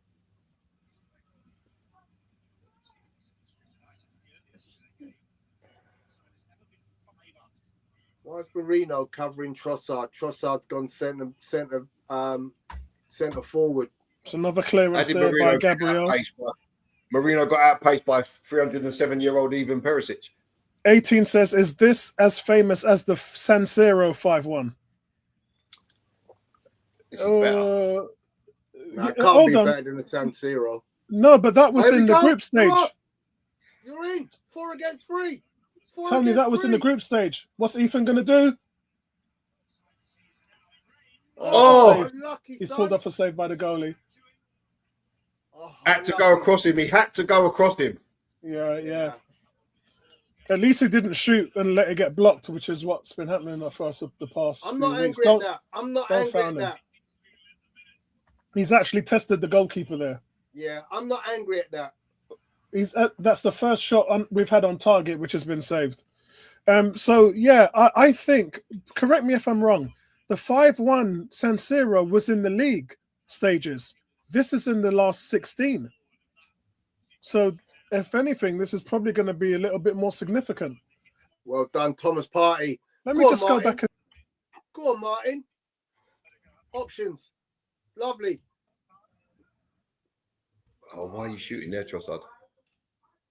Yeah, I mean, everything's going well for us, Gal. Why not? Yeah, I think I'm right. I think it was in the group stage. Wanero just blasted over the bar.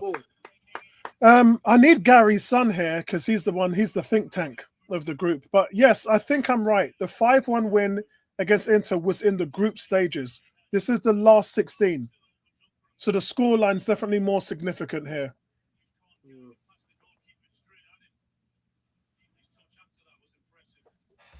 Is that right? He's on it, Apollo. He's on it. Oh, no. You know what? It might have been in the second round of the Champions League. Ooh. Nice again. Well done, Thomas. Thomas is playing like an absolute G at the moment. No, I think it was in the second round. Yeah. Was that right? No. It was in November, I remember. So it can't be in the second round. It was definitely November's group stages. Yeah, so it's group stage. November's group stages. Yeah, so yeah, that settles that.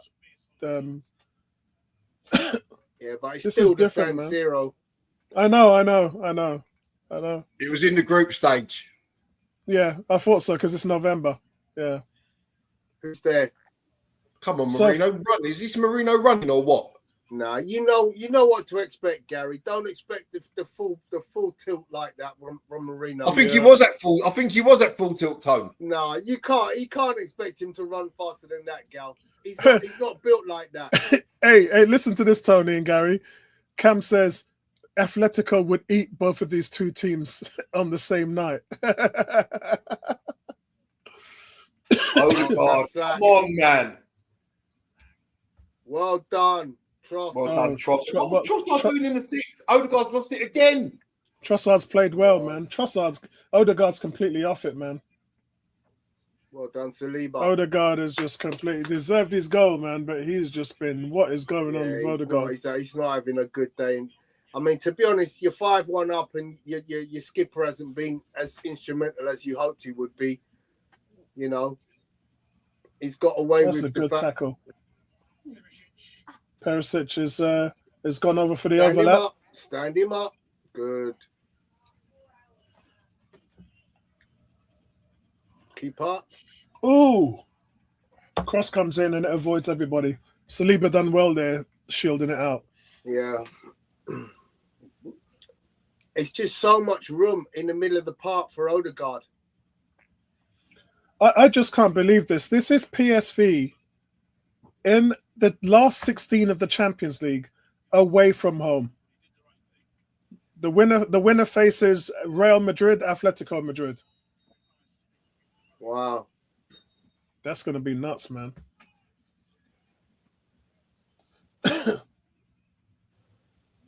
Well done, Calafiori.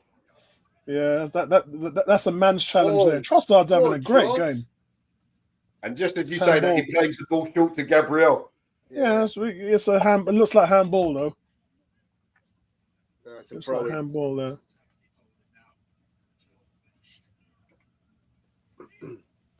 Calafiori, when Calafiori tackles like that, he reminds me of Maldini. That's a Maldini and Baresi tackle, that 100%.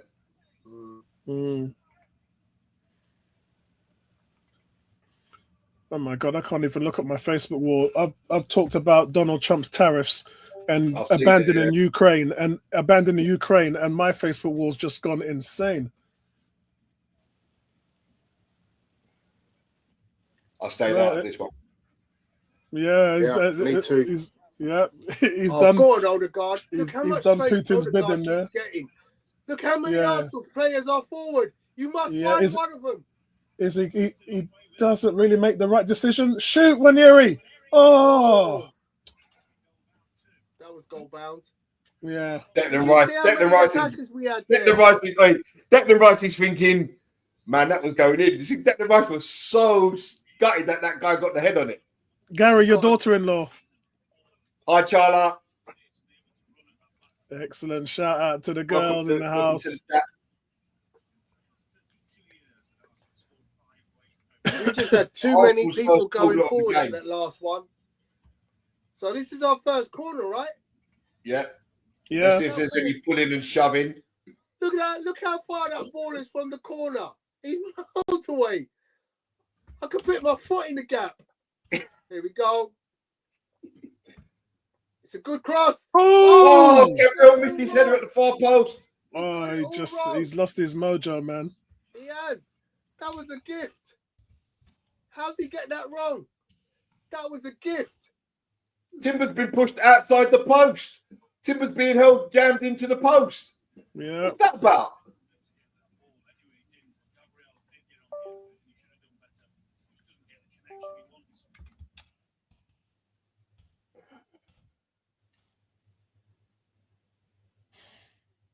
Cam says Ethan enjoying himself out there, but we need him next to give him 10 minutes and then get Sterling on. Ethan has struggled over the last few games. Everybody struggled over the last few games. Yeah, but he's having a good game, I think. And then it says Ethan start the bidding at 200 million. that's just for his left leg. Well, if I told you what you could get for 200 million, you might consider selling him. Yeah. If you had to sell one, Saka or Ethan, who would you sell? I saw Ethan. If it's for that money, I'd sell him in a heartbeat. You have to remember, right? Spurs got 80 million for Bale and then went to the Champions League semi-final. Chelsea sold Hazard and then for 120 and won the Champions League off that money. 2-1 up, guys. Oh, you offside there, Trossard. How was he offside? He had the ball for ages. He shouldn't be caught offside. That's the point. So what was I going to say to you, Gary? So for me, it's what would you be able to get for that? The other thing is Liverpool sold. Who did Liverpool sell? Coutinho. Yeah, and they bought Salah, Mane, and Firmino with that money. So, and that won them Champions League title. So look, you got to think of it in the sense that you got to give up something in order to accelerate your team. So I would definitely that's a deal I would definitely do. I mean, let's be honest. Going on, Andrew? Arsenal have got assets that they should be able to make money out of, but they're very poor at selling. Yeah, they are.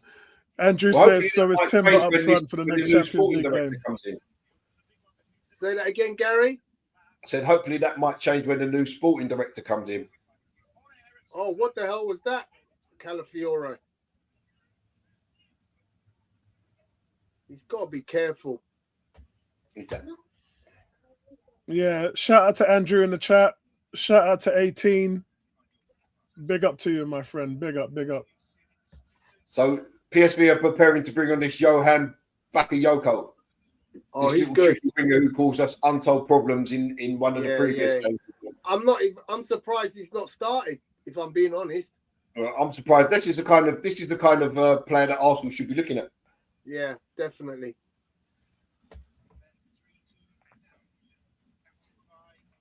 Good pressure, Timber. Where are we at? 63. Minute 63.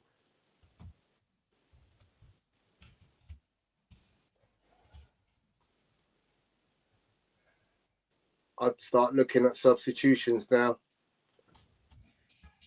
Well done, Thomas Partey.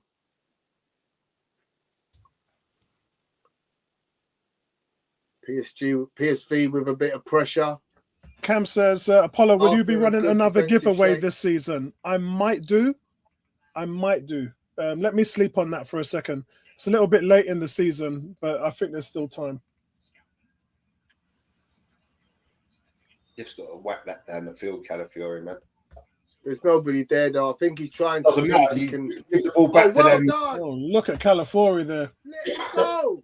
Why did he give it to the older guy? He should have kept running. Maybe. He didn't need to give the ball up. I know, but I know. That PSV player has a cousin with Man United. His name is Give him the Bakayaro. give him Bakayaro. Madness. He's talking about Lenny Yoro. Ah. So Bakayoko on for cards drop.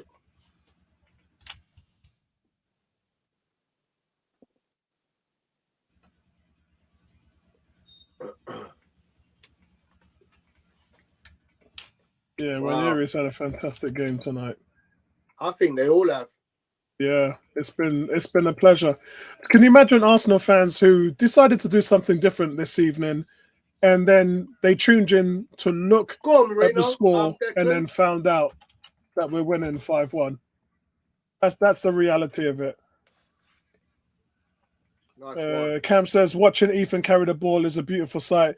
Real Madrid is going to be a worry after this. Yeah, I know. Honestly, I don't think we'll beat Real Madrid, but I've seen things differently. Don't knock out Atletico Madrid, boys. Oh yeah. The tie is not over by any means. Mind you, I think we've got as much more chance of beating Real than we have of thing. Real are not that great at the back. They're not.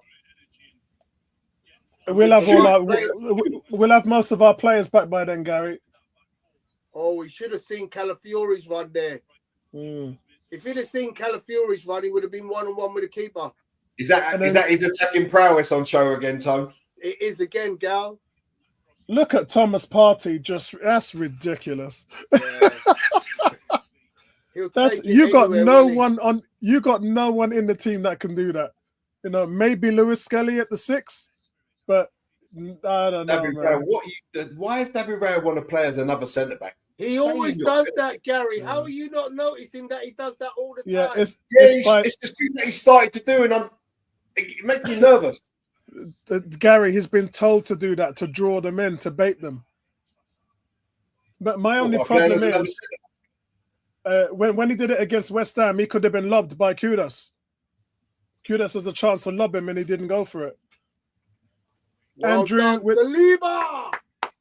Andrew with the question: Thomas Partey, keep or sell? Keep. I would keep. 100%. But Arsenal are going to let him go stupidly. Yeah, and you know what, Tony? They're thinking Lewis Skelly's going to step in there, but your team dynamic is going to change. And look, if Zumba Mendy comes in and turns it around, I'll eat my words. Yeah, Lewis Skelly, I love him, but he's not that guy. Is Zumba Mendy? Yeah, I'll take it. But you're losing Jorginho. You can't lose 2 and have 1 replace. Yeah, no, they'll bring in another one. So Marino just gets chopped down, but no yellow card. But he's given 2 soft yellow cards to Arsenal players. Hey, look at this guy's face. That's what your face looks like when you get beaten 5-1 at home in the Champions League. Yeah, you see this brother here on the TV screen? That's what your face looks like when you get beaten up 5-1 in the Champions League at home. Marino, you're up top, man. No, what's going on here? Yeah, no. Trossard's gone up front.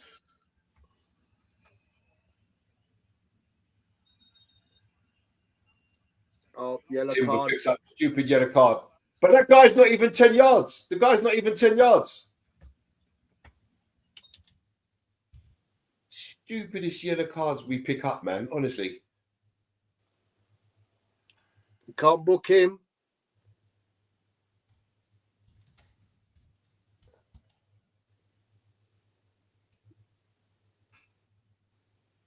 Offside. Yeah. No. Cam is asking Andrew whether he would sell, or well, you can't sell him because his contract runs out. But I get what you mean. You can't. Yeah, it's not a decision to sell or buy. And then Cam says, "I would keep him." Of course. Oh yeah, Andrew would keep him for sure. But we aren't making the right decision in that respect because we're allowing him to go by not paying him the money he deserves. I mean, there's a few things like, you know, the Chida Obi Martin situation reminded me of Ashley Cole. Even though he's a Man United fan, you still undervalued him. What football? 2 back heels in a row from Timber and Odegaard. Mad. Calafiori's played well since he's been on. Yeah. Go on, give it him. There you go. Lovely. That's a poor ball from Gabriel. Oh, but offside. Oh, it's a deflection. It's not offside. It's offside. No, it's offside. The deflection was off. The deflection was off Calafiori. Oh man, I gotta have a look at that again. Right. VAR are looking at it. Yeah. No, the deflection was off Calafiori. Definitely offside. Yeah. Great trick from Jota. It was a nice finish. Zinchenko coming on. Who called that? Somebody called it. Hold on, let me go up there and have a look. Somebody called it. Cranky. I think it was Cranky, yeah. Was it Cranky? So Partey and Nwaneri off, Sterling and Zinchenko on. So Rice diverts into the 6. Yeah. And Zinchenko. Yeah, it was Cranky that called it, yeah. On the 70 minutes, Cranky. What? Your manager doing good with the game management today? I'm telling you, man. Cranky's been on the phone, isn't he? Not bad for somebody who can't game manage. I think Arteta's got a 10 coming up, isn't he? To be fair though, Apollo, it wasn't really Oh, it wasn't go really on, a hard mate. decision he had to make, was it? Go Here on, comes Sterling. Come on. Oh, should have given it. Sterling does Sterling. Stop it. The thing though, there, Tom, with the run of Timber, it come a little bit too late. Okay, It here come a we go little bit again. too late. Go on. Now we got numbers. We're in. Oh, that's a Go nice on. run by Zinchenko there. Stayed on his feet. Come on, Yeah, find the open yeah. man. Loads of Trossard had space. a big game tonight. Nice little touch there by Declan Rice. Has had a decent game. Yeah, he has.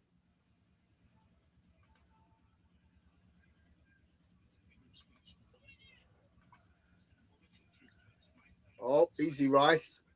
Go on, have a run. You're too deep, Odegaard. Why is he playing so deep? He's been doing that quite a lot over the last few games. No, he's playing Dropping right that- back. Why is Yeah. he so far back? That's a good run. Go find someone. Finish. Odegaard. Oh, yes. Yes! It's a He's good, found his well-taken goal. That's why he's playing so deep, Tom. That's why he's playing so deep, so you can run from deep. Pick up the ball unseen. Bad goalkeeping, though, I think. In it, if you look at it again, the keeper don't look too happy. Excellent football. We can see you sneaking out.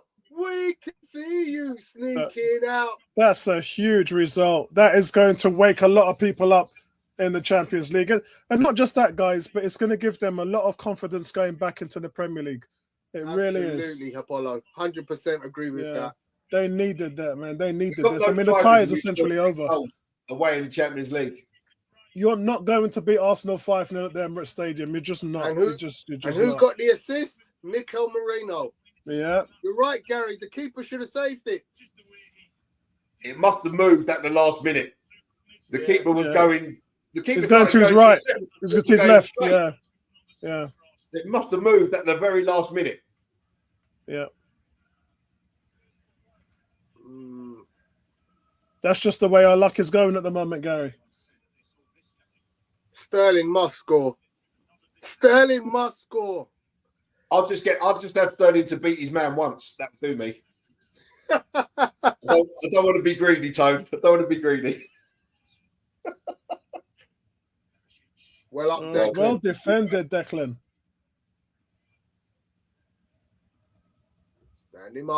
Stand him up. There you go. Easy. Yeah, again, another clearance by Declan Rice. As a number 8, he's playing really deep, Declan Rice. No, he's playing 6 now. Almost playing as, on. so he's playing as an extra centre back. Literally. No, he's playing as a 6. No, I know what he's playing, Tony. I'm saying he's positioning right next to Gabriel. Yeah. Saliba. When we're in defensive shape. Yeah. I mean, you look where he's at now. He's in front of Saliba. You know he never played there at West Ham, right? That's where Souček plays. He more so had a free role with West Ham.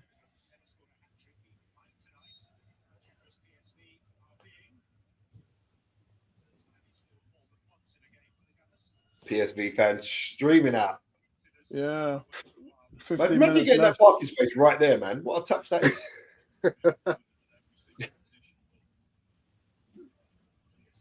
You know what, Tony? You know what? I don't know.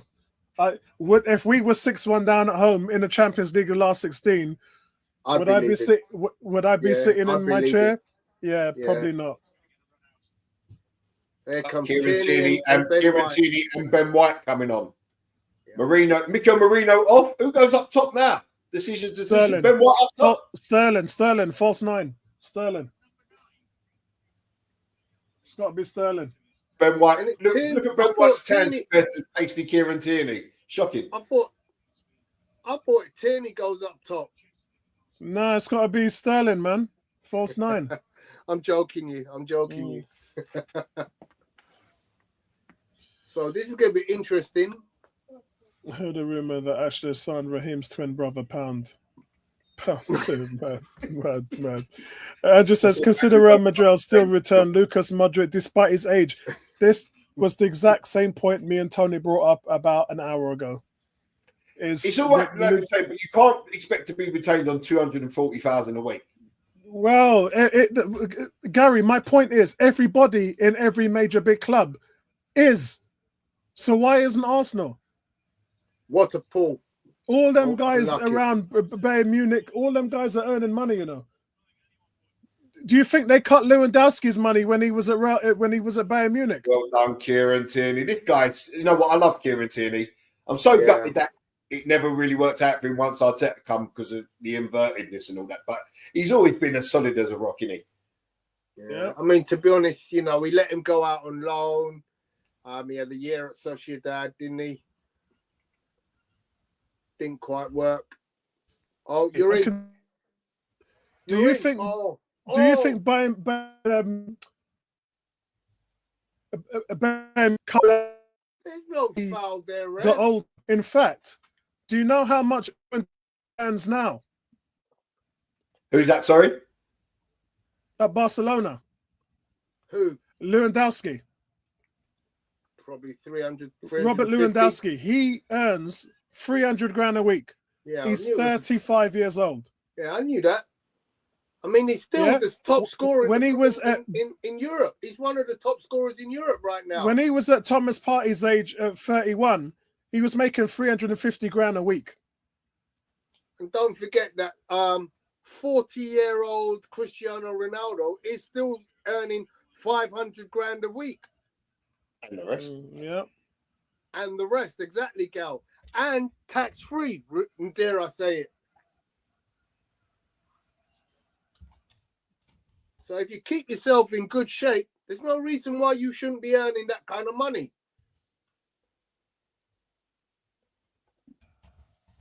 Right, well out, Gabriel. That's what you call a defensive header. Let's have a look now. Away. Luka Modric. Right, Luka Modric is 38 years old and he's 3. So anyone who's telling you can't pay Thomas Partey is talking rubbish. Yeah. It's a joke. It's a joke that was don't think Bayern Munich, Barcelona. Is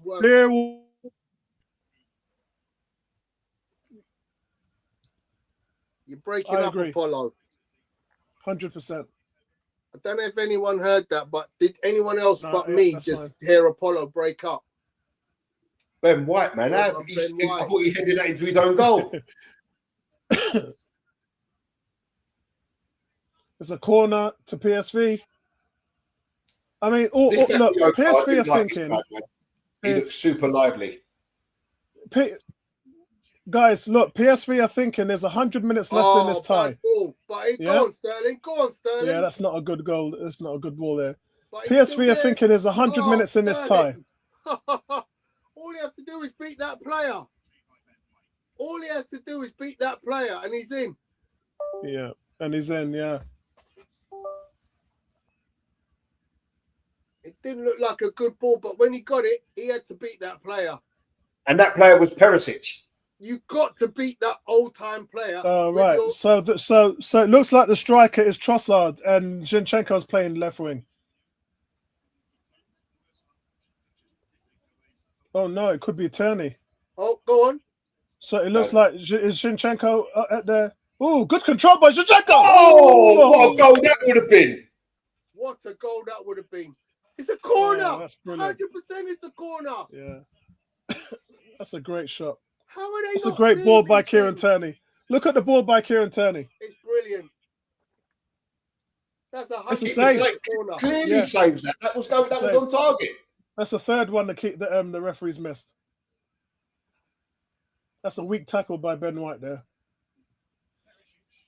You can see that Ben White's been out for so long. Yeah, I agree. Well done, Tierney.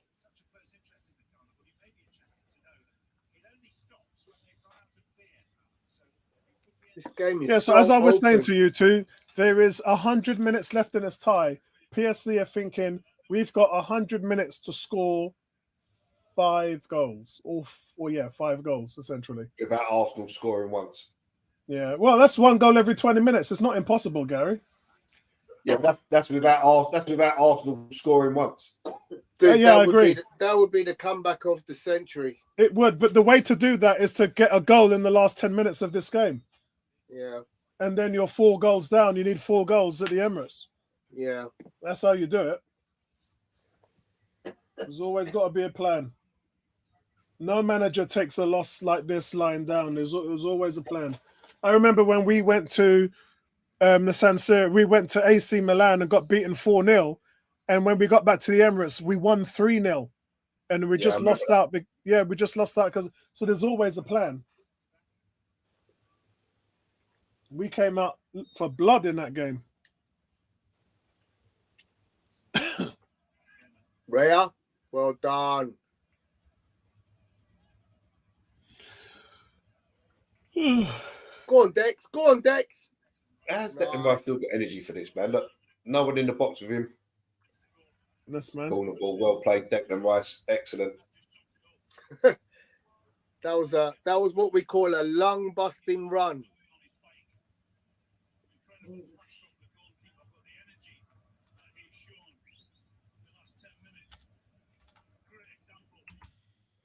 That ball, Rice was off. Yeah, Gary, can you read that one, please, mate? So Cam saying, why couldn't we save this thrashing for Old Trafford? Fully expect us to serve up some 0.5 XG stinker at OT and then do the same, but scam a win somehow. That's typical of us, isn't it? Let's go, Gabriel. Go, Gabriel. That's typical. Oh, that's another corner. Another corner. Yeah, it's another corner. Remember that game, Apollo? Milan's keeper played a blinder. He did. Yeah, we missed a couple of. Yeah, we could have won that game, bro. We were.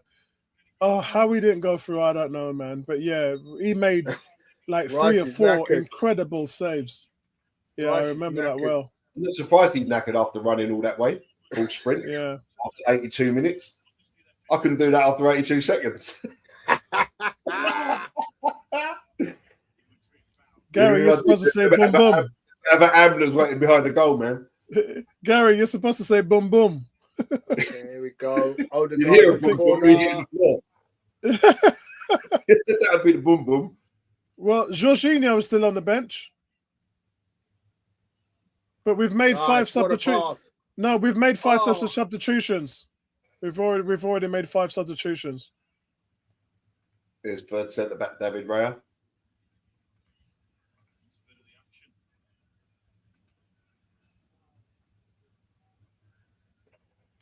Ebony is saying, why couldn't we do it against West Ham?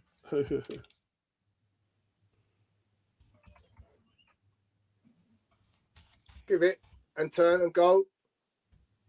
Good. Feed him. Oh, that's a great pass. Oh! Calafiore. See what I mean, Tony? See what I'm saying, Tony? What a goal! Tony, do you see what I'm saying about Calafiore up top? That was a striker's finish. What a goal. No defender finishes like that, Tony. He starts up front for me against Man United. Oh, what a goal. Days. Great pass from Odegaard. Was pure class.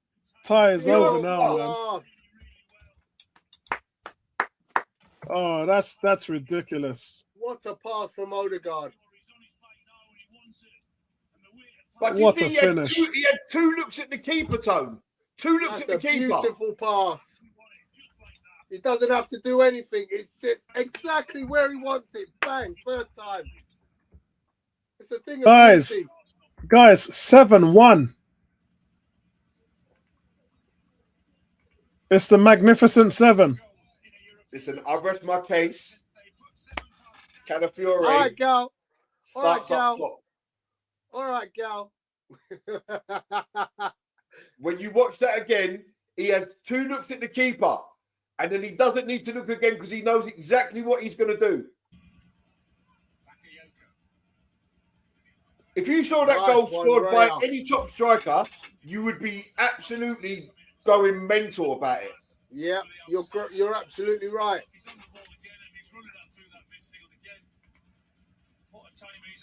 Right, guys, can you hear me? Yeah. You can also hear someone's I've lost TV. it.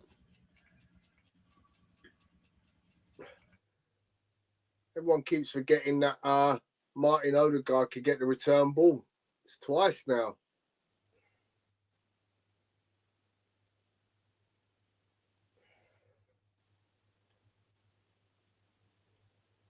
Move Sterling.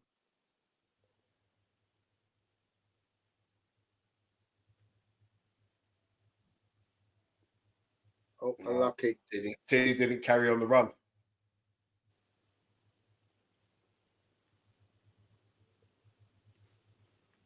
Zinchenko's playing centre forward.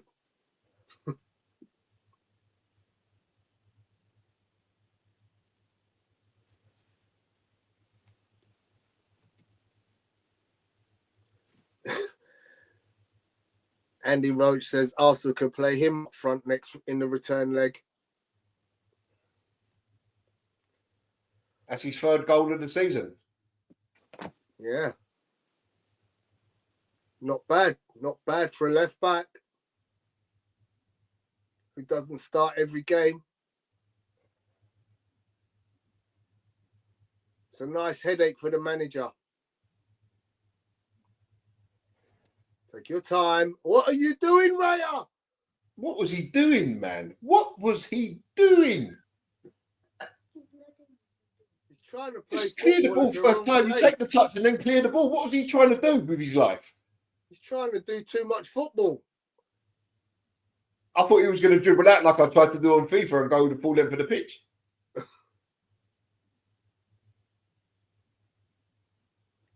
My God, we've knocked the stuffing out of this PSV team.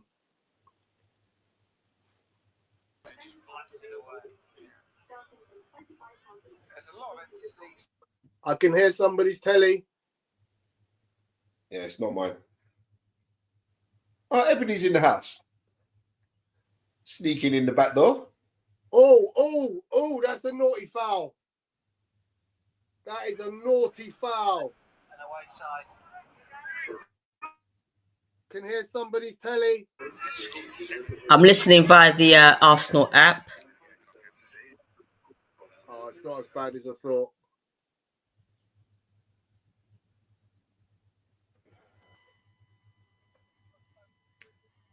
Now in the second leg, now we can rest guys like Timber and stuff like that, you know.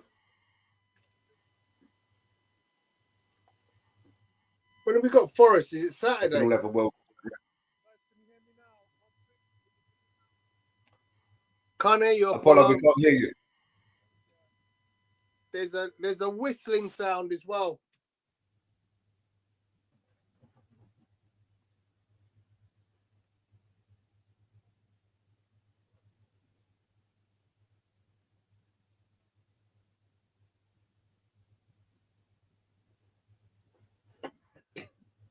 Well played, Zinchenko. Well played. Good football. Good one-touch football. He's in! Oh, that ball. If he'd have played that ball properly, he would have been in.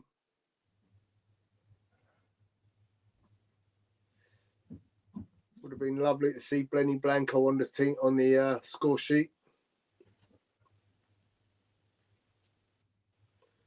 So there's 2 minutes of injury time to play. We're already into the first minute.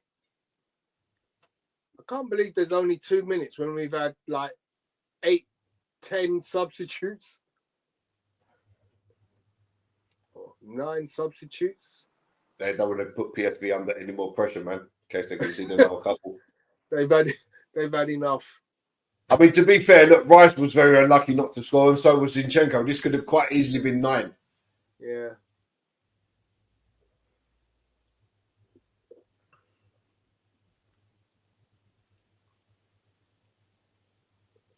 Offside. Yeah.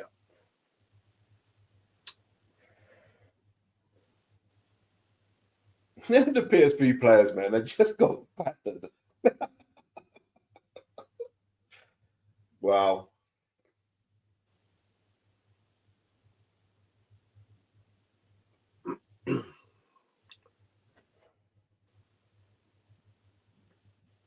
Loving it.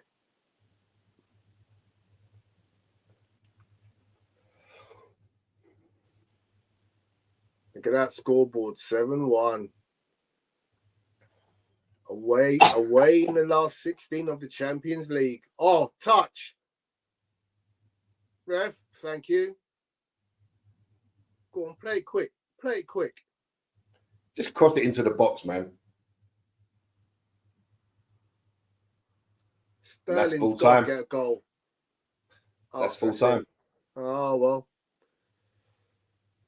Didn't think Sterling was too effective in his little cameo.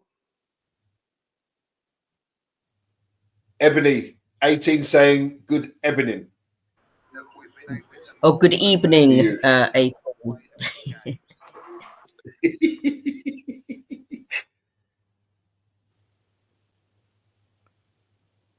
Fantastic result for Arsenal, 7-1 away from home in a Champions League. Wow, 7-1, and we couldn't even. His mic is. Well, that was a very open game, Ebony, against West Ham, and they play in this low block. That type of football is never going to happen. Mm.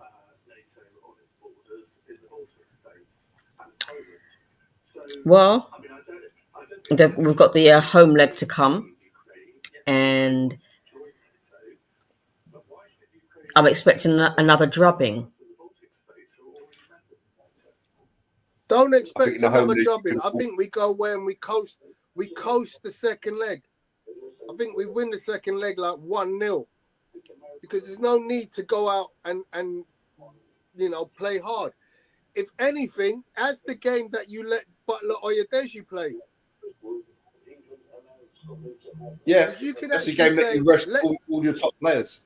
Yeah, you could let Butler or Oyedeji play 60 minutes and bring on someone of note in the second half against a tired PSV team.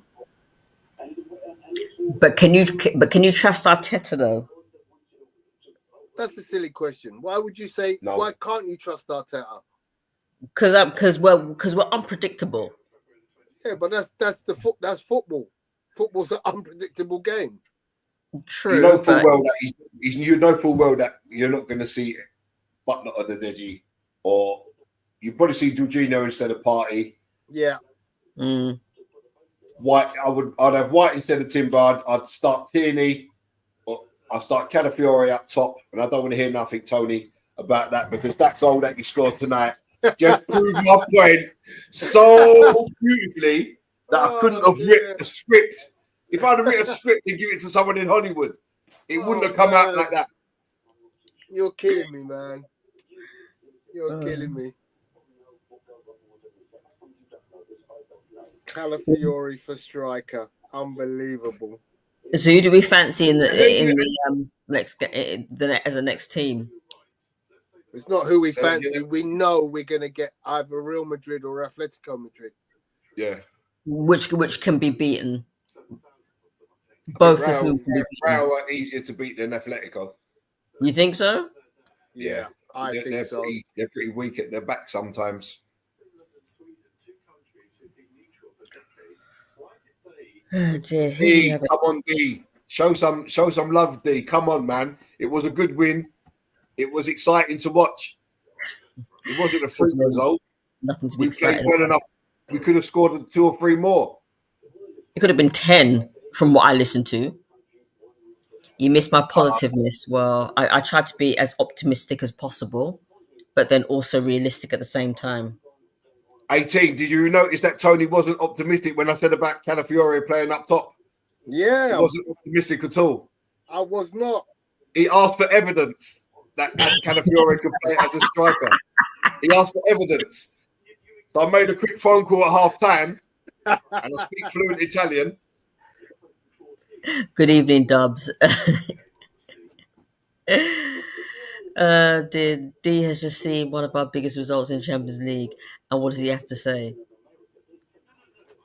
He's still fuming that we haven't signed a striker and we've fallen out in the league race.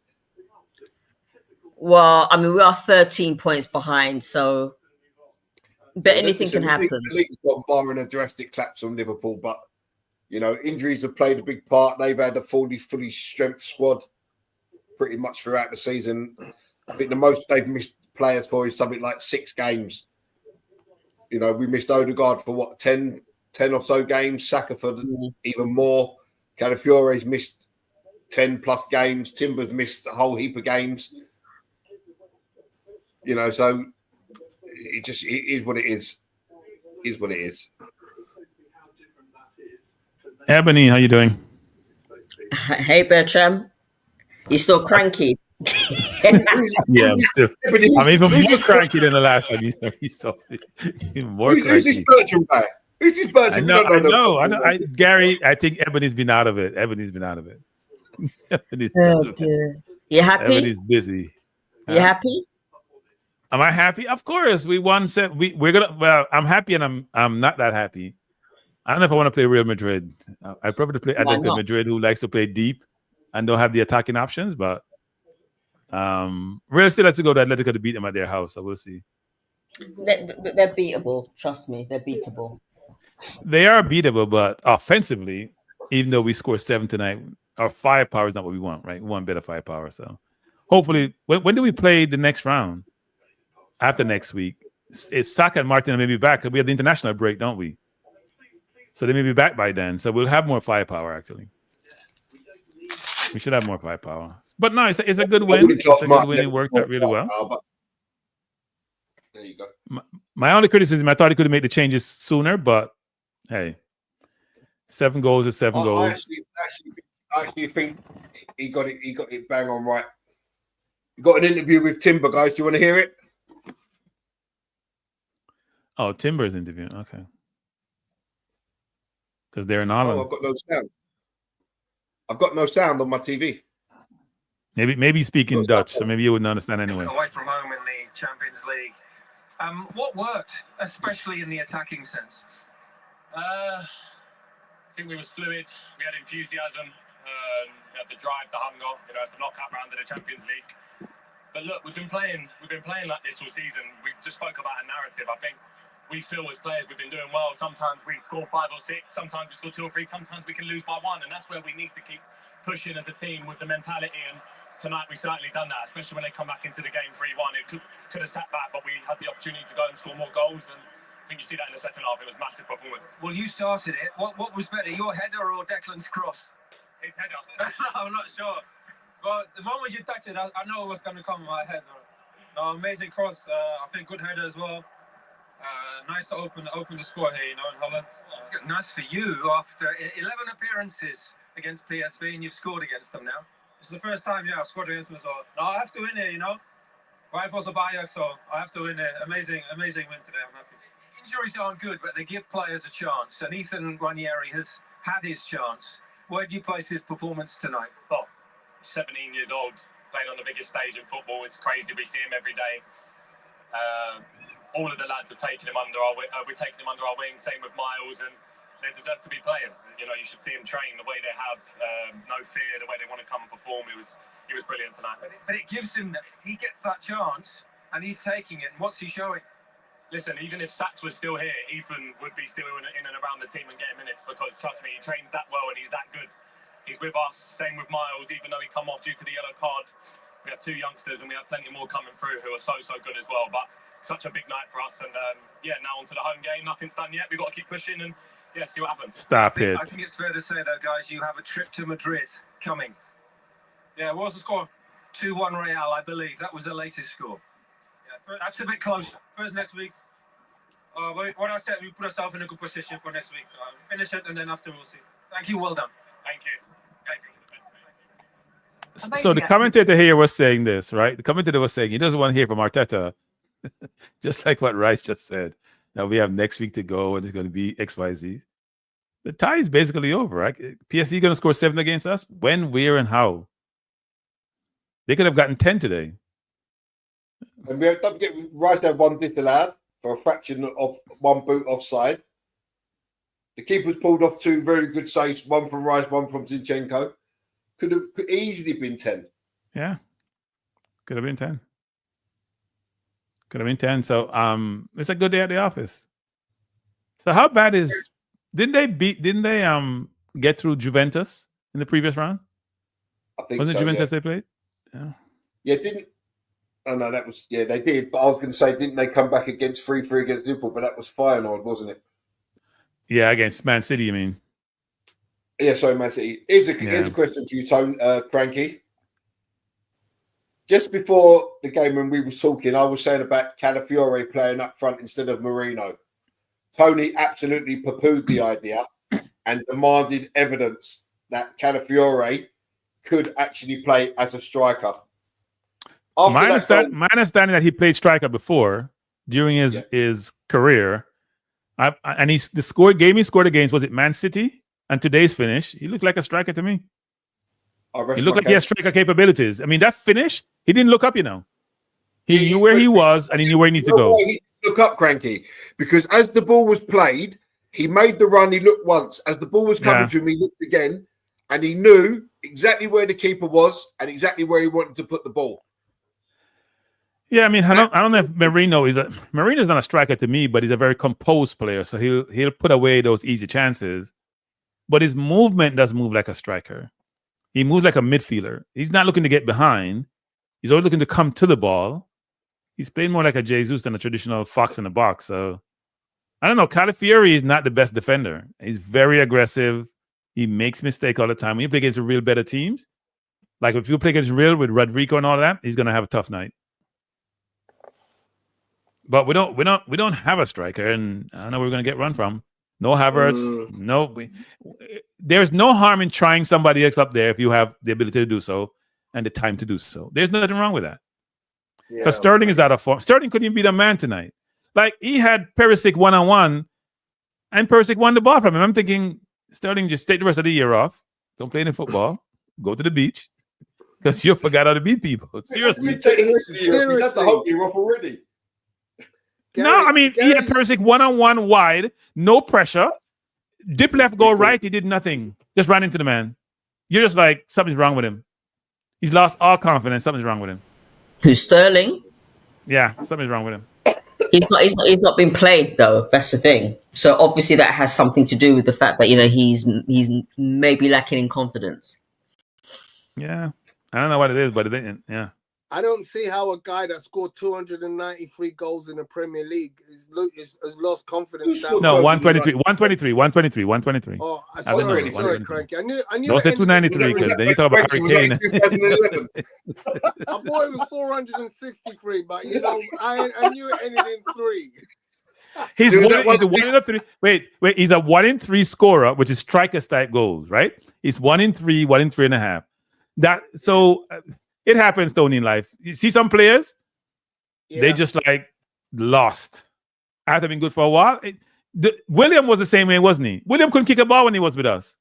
William couldn't make a 5-yard pass. He would turn the ball over. You just like William. And he came back to Fulham and was good. So you never know. Yeah. But something is wrong. But it's a good win. It's a very good win. Away from home. He's scoring 7. We did give 5 to Sporting, didn't we? Yeah, so we do have it. We beat Sporting 5. We beat City 5. We scored 7 here. We've scored a number of goals. West Ham, but then we can't. Then we struggle against Leicester. We can't score against Nottingham Forest. We 5 at West Ham though. 5 and then West Ham beat us at home. Yeah, that's how crazy football can be. Yeah. So there's no X plus Y makes Z. It doesn't work like that. Well, I think the thing for me was against West Ham and against Forest, we just looked like we had no clue how to score. Even against the low block, we wasn't creating chances. You know what happened, Gary? PSV's trying to play tonight. Yeah. They're trying to play football. They weren't playing low block. They try to play. So if you're playing, you're going to be vulnerable defensively when you lose the ball, aren't you? Yep. If you're not on Forest or just playing for the counter and playing mid block and low block, it's harder then to penetrate. And then when they get it, they put you under pressure. I get that. But at the same time, the onus is on us to create chances to score goals. So if you're playing the Marino up front, put crosses into the box. Let him try and win headers. That's his strength, right? Yeah, that's true. Doing that. So you've got to vary your play to the opposition that you're up against. And if you're not doing that, then something's wrong. Fundamentally, is wrong with the tactics. I don't think you should use the word "very" with my manager. I don't think you should do that. My manager has one-dimensional. He's set in his ways. He's going to do things a certain way. He's not changing. So if it doesn't work, then you're in trouble. Hopefully, it works. So there's the It doesn't date work for in you, trouble. Cranky, and everybody else. The next round of games, provided we get through the second leg, will be April the 8th and April the 15th, which We should have a full gives team us then. plenty of time to get. Yeah, well, Saka and minus a Martinelli striker. back. Yeah. Yeah. Then who's going to Minus play the a striker? striker. Still don't have a striker. I would put Martinelli up front, Martinelli. actually. You'd have to Yeah, put I was Martinelli gonna say up. Martinelli But he like to put Truss out over there because he wants Martinelli defensively to help out his left back. Yeah. Yeah, That's but the problem you run Martinelli's into. Martinelli's just come back from hamstring trouble. You don't want him running about man, up and down, up and down. What do you want him running out, Gary? That's how he plays. So he ain't gonna change. Yeah, No, I agree. He ain't gonna change how he plays. Why not just put I agree. Sterling up front? because He's lost our confidence in Sterling. He's not showing anything to Yeah. give the manager confidence to play him up front. No, he's not. I can't defend Sterling. He's not playing well enough to generate. Have the manager think about him as an option. He's not an option anymore. So here's a couple of stats. I'll put them up. Gary, if you could just read them out for me. Yeah, go ahead, my man. So Ethan Nwaneri is the second youngest Arsenal player to play in the Champions League knockout stage game, aged 17 years, 348 days after Cesc Fabregas versus Bayern Munich in March 2005, who was 17 years and 309 days.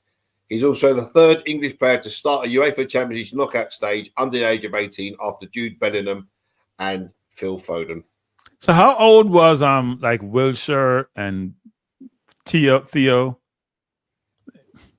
went to the Euro when he was 16, didn't he? A World Cup at 16, one of them. Yeah, he went to the World Cup when he was 16, but he didn't.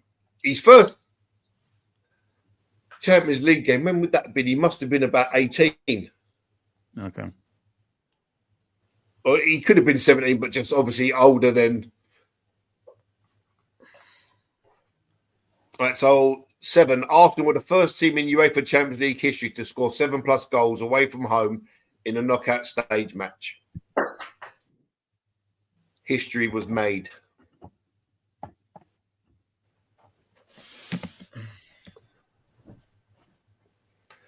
Arsenal have scored 6 goals in European away game for the first time since November 1993, after beating Standard Liège 7-0 in the Cup Winners' Cup. I remember that game.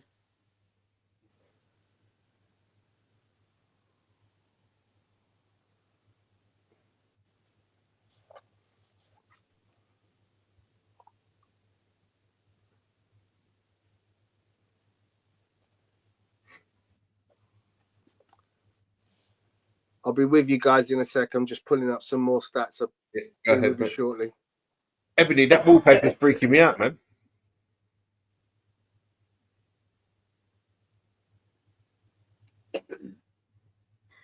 Yeah, my former lodger put it up. Yeah, that So wallpaper's like there. 3D psychedelic business you got going on there. Well, I gotta leave you Yeah. guys anyway. I have a Yeah, show my at 7. I full- gotta go prep for my little show. So All right, Craig. yep. So Ebony, great to see you. Don't be a stranger. And you too. All right. Have a good No. night, everyone. See you later, Take Craig. care, Cranky. Bless up. Ebony's been working hard, man. Apollo saying history was made with poor man management. I don't think I think he managed the game exceedingly well. I probably would have taken Miles Lewis-Skelly off immediately after he got away with with the second yellow. I wouldn't have even left it a minute, to be honest. I would have taken him straight off. I wouldn't have chanced it, but I think he got every decision right tonight. And Arsenal were fantastic. And full credit to the manager for making the changes when he made them. And they come out in the second half with a good fire in their belly. Scored 2 goals inside the first 3 minutes of the second half. and really took the tie away from PSV. And then obviously went on to score another 2. You know, we've had 1 disallowed. The keeper's pulled off 2 really good saves, 1 from Rice, 1 from Zinchenko. And all they had to show for it was a soft penalty. What was that penalty about? So Partey's gone to block the guy, and as he's kind of been knocked by another guy, his arm went up and caught the player, and instead of just sort of like letting go, he kind of hooked his hand around the neck, and the guy fell to the floor. It was soft, but it was given. So overall percentage of possession, PSV had 53.3% compared to Arsenal's 46.7%. It's what you do with that possession. To be honest, it didn't look like that. It is. So shots, PSV had 12 shots, 2 on target. Arsenal had 15 with 8 on target. I think that is actually 9 on target because the keeper's pulled off 2 really good saves. Shots off target, PSV 6, Arsenal 4. Block shots, PSV 4, Arsenal had 3. Attempts from outside the box, 4 apiece. And hit the woodwork once. PSV hit the woodwork once, and Arsenal didn't hit the woodwork because we were so accurate with our finishing. Well, like I said, it's what you do with that possession. Yeah. I mean, we could have had 1% possession and still won the game. I said before that the way Arteta wants to control games, and it's not about controlling games; it's about what you do when you have the ball. And it's all right if you're controlling the game, you have the ball, the opposition don't. There's a less chance of them scoring, but there's got to be something more than just controlling the game. So total XG, PSV's XG was 1.38. Arsenal's was 1.97. And again, the 12 shots on target from PSG compared to Arsenal's 15. What is XG? They had 2 on target compared to Arsenal's 8. What is XG? It's expected goals. Okay. So this is a breakdown of the game. You got the key events in the right-hand column. So you can see Jurriën Timber, 1 yellow card, 1 goal. Miles Lewis-Skelly, luckily, 1 yellow card. Thomas Partey, 1 yellow card. Martin Odegaard, 2 goals and an assist. Declan Rice, 1 assist. Ethan Nwaneri, 1 goal. Mikel Merino, 1 goal, 1 assist. Leandro Trossard, 1 goal. Ricardo Calafiori, 1 goal, 1 assist. I mean, that is as good a contribution all round as you're likely to see. There's things in there like Thomas Partey, 92% pass accuracy from midfield. William Saliba, 93% pass accuracy.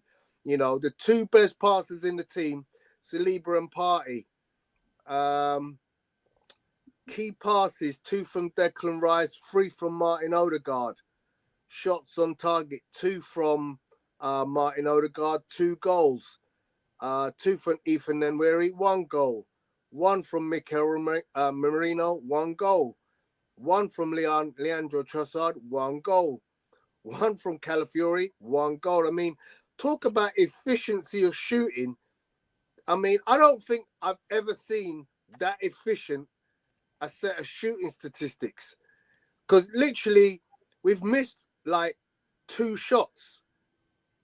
Jurriën Timber. Which were actually both saved by the keeper, Tone. So it's not even like they were wildly, wide. They were actually really good saves from the keeper. Yeah. So, I mean, you can see in red, second to last column, the ratings from who scored. Their top ranked player was William Saliba. Odegaard. No, it's not. Odegaard, 9.4. Odegaard, yeah. 9.44. I mean, 9.44 is an amazing who scored stat. I mean, literally, I don't think I've seen anybody with a score that high. Is that Thomas Partey's one? Is that a 6 or an 8 tone? I can't even see 6, buddy. 6.24. Really? Yeah. Well, and I guess, a lot of that just, he doesn't get as many touches as he usually does. But what he hasn't got is he hasn't got any key passes. He's got no aerial duels won. His touches number is actually way lower than it normally is. So 47. Wow. His touches in a 90-minute game are normally up at about 95. But obviously he was taken off early. The damage was done. So it's a kind of low score for him. But I think if you were to score him out of 10, you'd probably say he had a decent 7. so the most touches there was obviously Gabriel Margalez with 67. Yeah. And then Followed Saliba by 58. Saliba, yeah. And then Odegaard third with 53. Yeah. So Ranieri only 24 touches of the ball. And that's low. Yeah, very low. But it's surprising because you figured that he had more than that. But I'll tell you the outstanding thing there was Trossard. Look, 51. And I thought Trossard had a really, really good game and took his goal really well. Yeah, two shots, one on target and a goal. And a goal. So 88% pass accuracy. He had a good game. He had a very good game.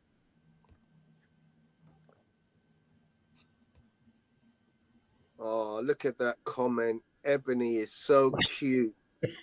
80 is always on Ebony. As soon as Ebony comes on, 80 is there, man. Oh, this guy is making me laugh. Apollo, if you're in the back, are you doing your ratings?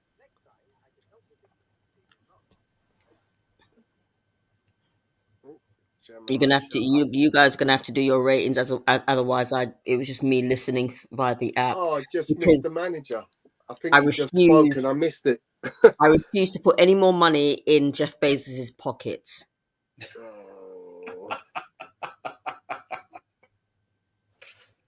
I hear you. That's why I'm boycotting Amazon. Bonfire upon them. Me hear you. Okay, so I'm gonna type in my ranking. So while I'm doing that, I'll leave you two to chat away. Well, Gary, you might as well do your ratings. Let me do mine, and then Okay. So here's the question for you, 18. If you were to take Ebony on a date, where would you take her? The Emirates.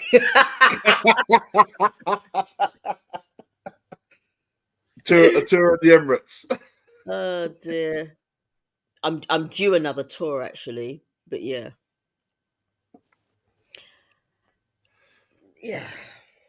Yeah, I think like going into tonight's game, I think it was one of them games where just everything goes right. You couldn't put a foot wrong in front of goal, and these games are somewhat of a freak result, but you make your own luck in football. And we've seen plenty of games where the keeper's made save after save after save, and shots have been off target. But tonight, everything just fell into place. Andrew Roach, stop it. Not.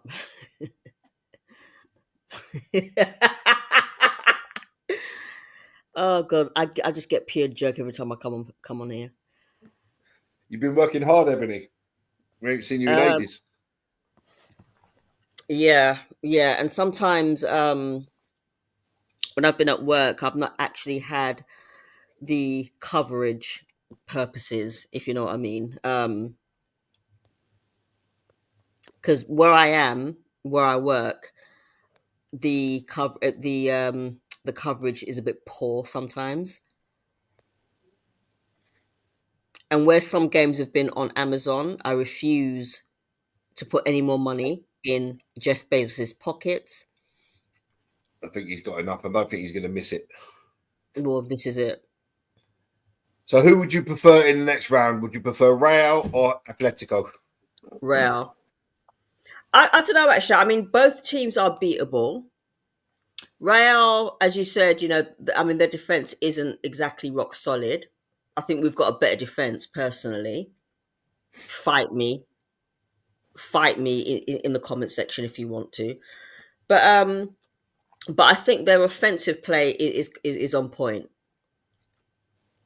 And when you've got Jude Bellingham up front, and when you've got they've still got Modric, and he's It what, would be 38? interesting to see Saliba versus Mbappe. They've got Mbappe as well. That'd be an interesting matchup for me personally to see them two go head to head. But I mean, they can hurt you. They got Vinicius, they got Rodrigo, Bellingham, and Mbappe. The front four is literally the best in world football. Well, if we do get Real, and I can understand why people would want Atletico, but if we do get Real, then we've got to. Our defense has got to wake up. Well, the good thing about getting Real would be that it would be an open game. They're going to attack, which allows us to then play the kind of football that we've seen tonight. And it's really up for grabs. It could go either way. It would be. I see the score being something like 3-2 or 4-2 or something stupid like that, and it will still be open in the second leg. Yeah.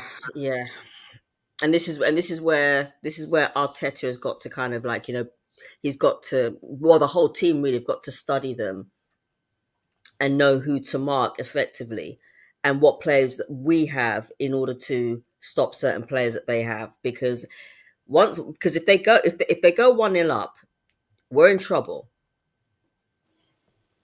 And I would probably say the same about Atletico as well. If they go 1-0 up, we're in trouble. Well, Atletico could defend for their lives, can't they? But where you don't think that Real Madrid will play that way. I just think it would be an interesting tie against Real, and I think Atletico would actually be harder. Right, so Tony's ready with his player ratings. Take it away, Mr. Cox. Let's go. Do you want to do yours at the same time, Gal? Yeah, we can do, mate.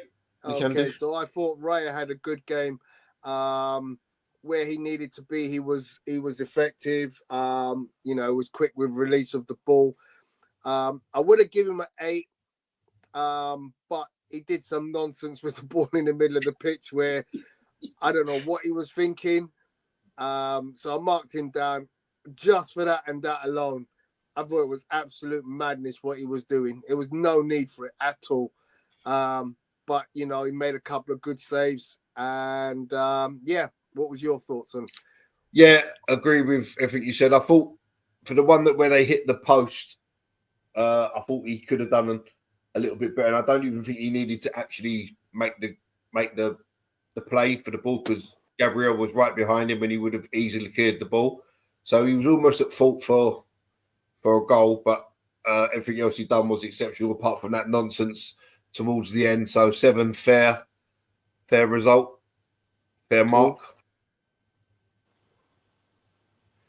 Okay, so Jurriën Timber, I thought was immense tonight.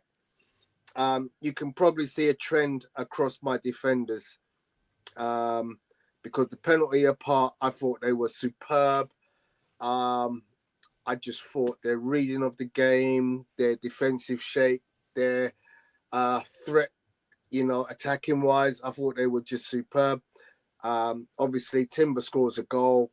He was a threat all night. His inverting was good, so I gave him a 9. Yourselves, Gal? Yeah, I think the levels we've seen from Timber this season have been phenomenal, considering he's come back from the ACL, and he's had to play obviously more games than they probably would have liked him to, due to Ben White being out for 3 months. So he scored a really good goal. He was up in the air with a towering header at the far post. 9, fair mark. I thought he had an immense game. Same with Saliba and Gabriel. The three of them together were brilliant tonight. Yeah. Unfortunately, Lewis Skelly gets a 3. Wow. He messed up big time. I need to watch the highlights. You know, extended highlights.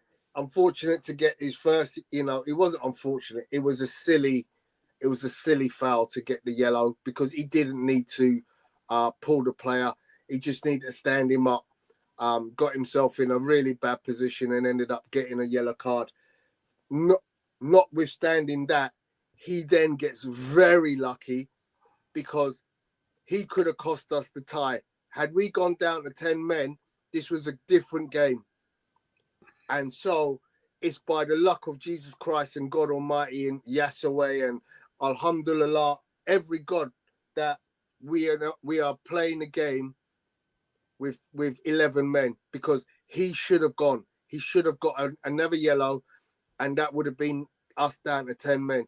So on that part, again, a totally unnecessary tackle. Didn't need to make it. You're already on a yellow. You don't need to make the tackle. Stand the man up. But he made a silly tackle. He was lucky not to get a yellow. And then obviously the manager hoiks him off 10 minutes later, which was the right decision by the manager, because he was a walking tightrope. And as I said, he could have cost us the game. So my mark reflects my feeling on his effort tonight. Gary? I think something needs to do. I think it's a shame. I was just going to say very quickly that, you know, he I think he's got maybe a temper problem, or he's got some form of what do you call it? It's a disciplinary issue. Yeah, it's the rashness of youth. You know, he's exuberant. He's a young man, and it's a shame because he was having a really good game up until that point. And when you get a first yellow card, one thing you can't do is give you never want to give the referee any decision where he could pull out a second yellow card. And he was so lucky. I mean, when you watch it, Ebony, after he commits the foul, and it wasn't as bad as it looked because he actually missed him with the tackle, but he caught him with the trailing leg, and that's what sent the player over. But I think if he hadn't got the first yellow card, it would have been a definite yellow. And when he's actually committed the tackle, you can see the look on his face. He knows what he's done, and he was very lucky not to get a second yellow. And they say, like Tony said, the game would have completely changed on that moment right there. And, you know, we probably wouldn't have come out winning 7-1. So 3 is a very harsh mark, because had he not made that second tackle, he was having a really good game. But this is when you want the senior players to get hold of him, and the manager's got to sit him down and have a chat and say, look, you know, you're hurting the team. You was lucky not to get sent off there. We can't keep going down this same road. You've got to learn, and you've got to learn quick. So I would probably give him... Maybe it's a rush of the head, because how old is he? What, 17? 18. Yeah, that's 18. What it is. Super of youth. When you're young, you want to go and win the ball, and you think that you're going to win the ball. You're not thinking as a seasoned professional, you know? Yeah. We've seen seasoned professionals do the same type of thing. But this is where, you know, the leaders in the team need to get hold of him, and the manager needs to get hold of him and say, look, this is this is that. This is what we expect. You can't be doing that on a regular basis. I would have probably given him a 5, to be perfectly honest. But he did let himself down, and he was very lucky that it didn't cost us, because the referee. And that's why I gave it as low as it was, because, you know, we're here salivating over a wonderful 7-1 win, which shows what we're capable of doing, even without our key players up front. Now, imagine we had 10 men and we lose this tie 2-1. Yeah. Agreed. I mean, it's just, it beggars belief. And he's cost us games. He has cost us games. Was he the one that cost us a West Ham game? Or was that Wanyeri? No, he got sent off against West Ham, didn't he? Yeah. Again, when he against West Ham, when the balls come to him, and we have seen him do it so many times where he turns and holds off. But there was an easy easier option was just to pass the ball. Pass the ball. He didn't need to try and take the turn. And it was always a matter of time before he got caught out, and it cost him dear, and it cost us dear against West Ham. So something that is a learning curve for him this season. He showed exceptional talent, and he's had some exceptional performances. But unfortunately, the inexperience that he's also showing. So I say it's up to Arteta just to sit him down and have a chat, and really drum it into him that you can't keep making these mistakes. If you're on a yellow, don't make a tackle. Stand the man up and let others deal with it. So I can see why you give him a free. I think the next time he gets a yellow card, then Arteta really has to put his foot down and say, "Look, let's go. Off you go." Because you can't, you can't keep costing the same. You can't keep making the same mistake over and over again, and then we lose or we draw. And we were lucky to lose 1-0 against West Ham on Saturday. It was a little bit different to that because this referee was pretty card happy, wasn't he? The first yellow card was a nothing foul. Thomas Partey got a yellow card for really a nothing foul. And then he let a couple of fouls go where there wasn't no yellow card. So it's very inconsistent refereeing. But when you've got a referee that is card happy and will just start flashing the cards, bomb, bomb, bomb, bomb, bomb, you've got to be extra careful. Disciplinary issues. He's got to learn.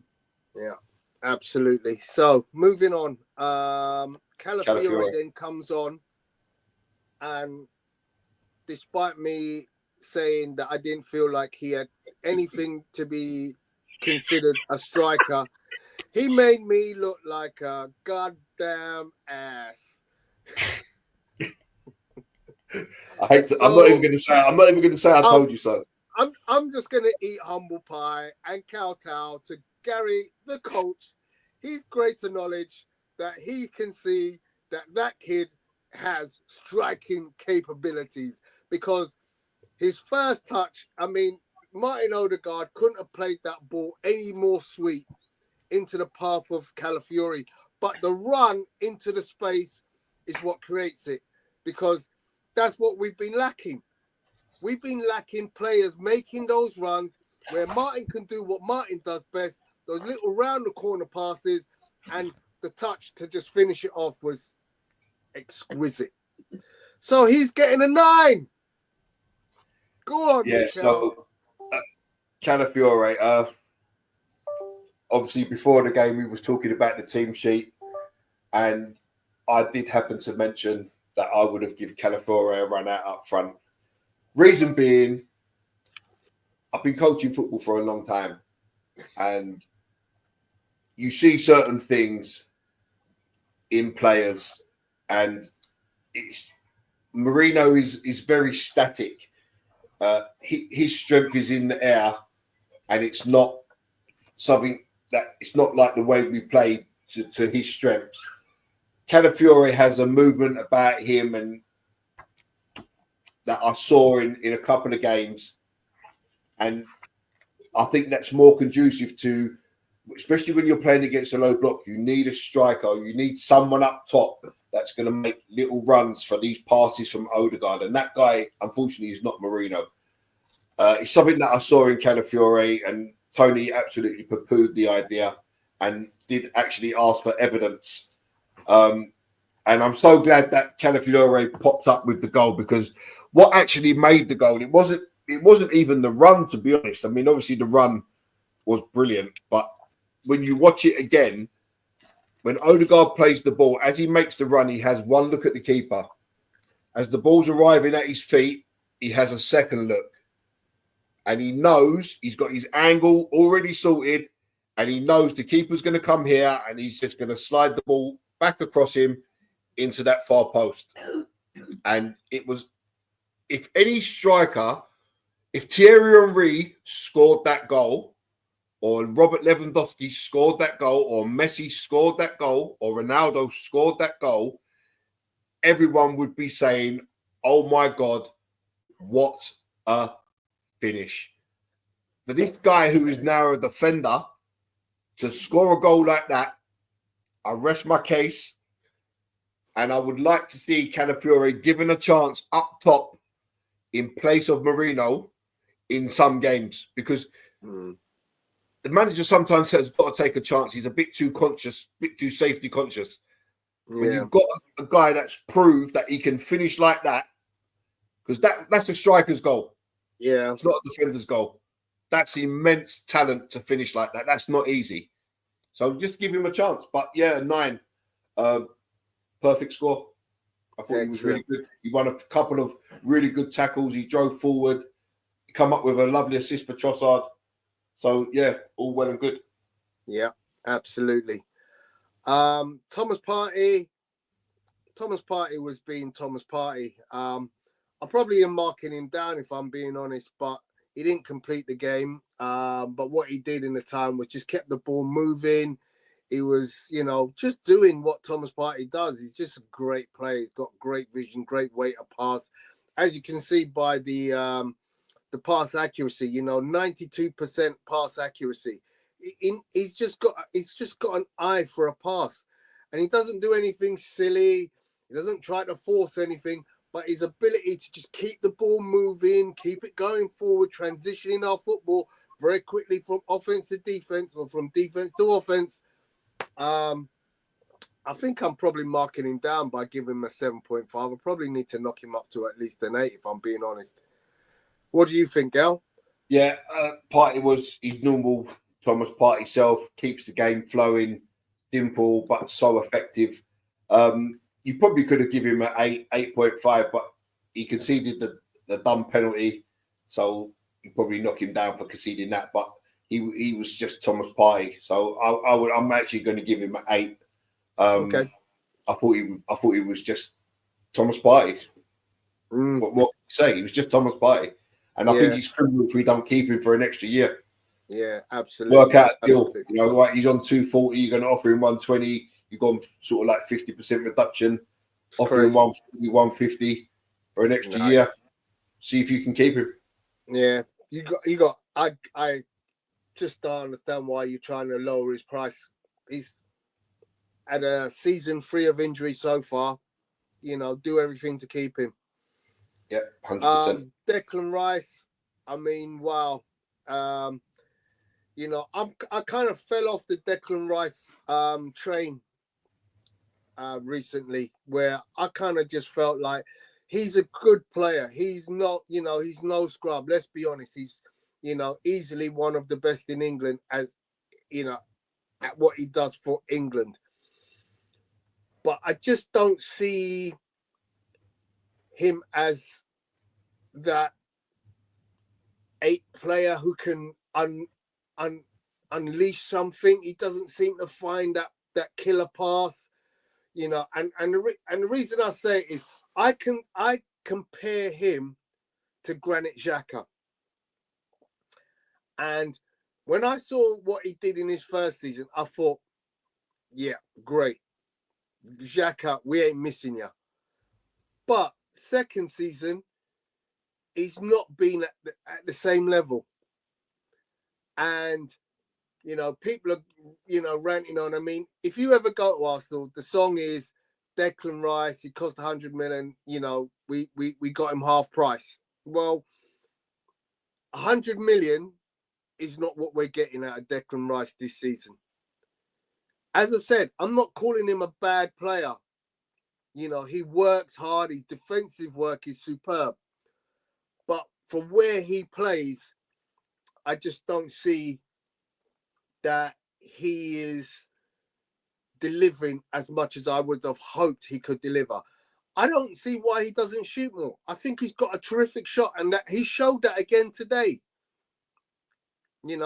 But as I said, even although I didn't think he was brilliant in today's game, I still thought he contributed extremely well to the overall way Arsenal played, and therefore I gave him an 8.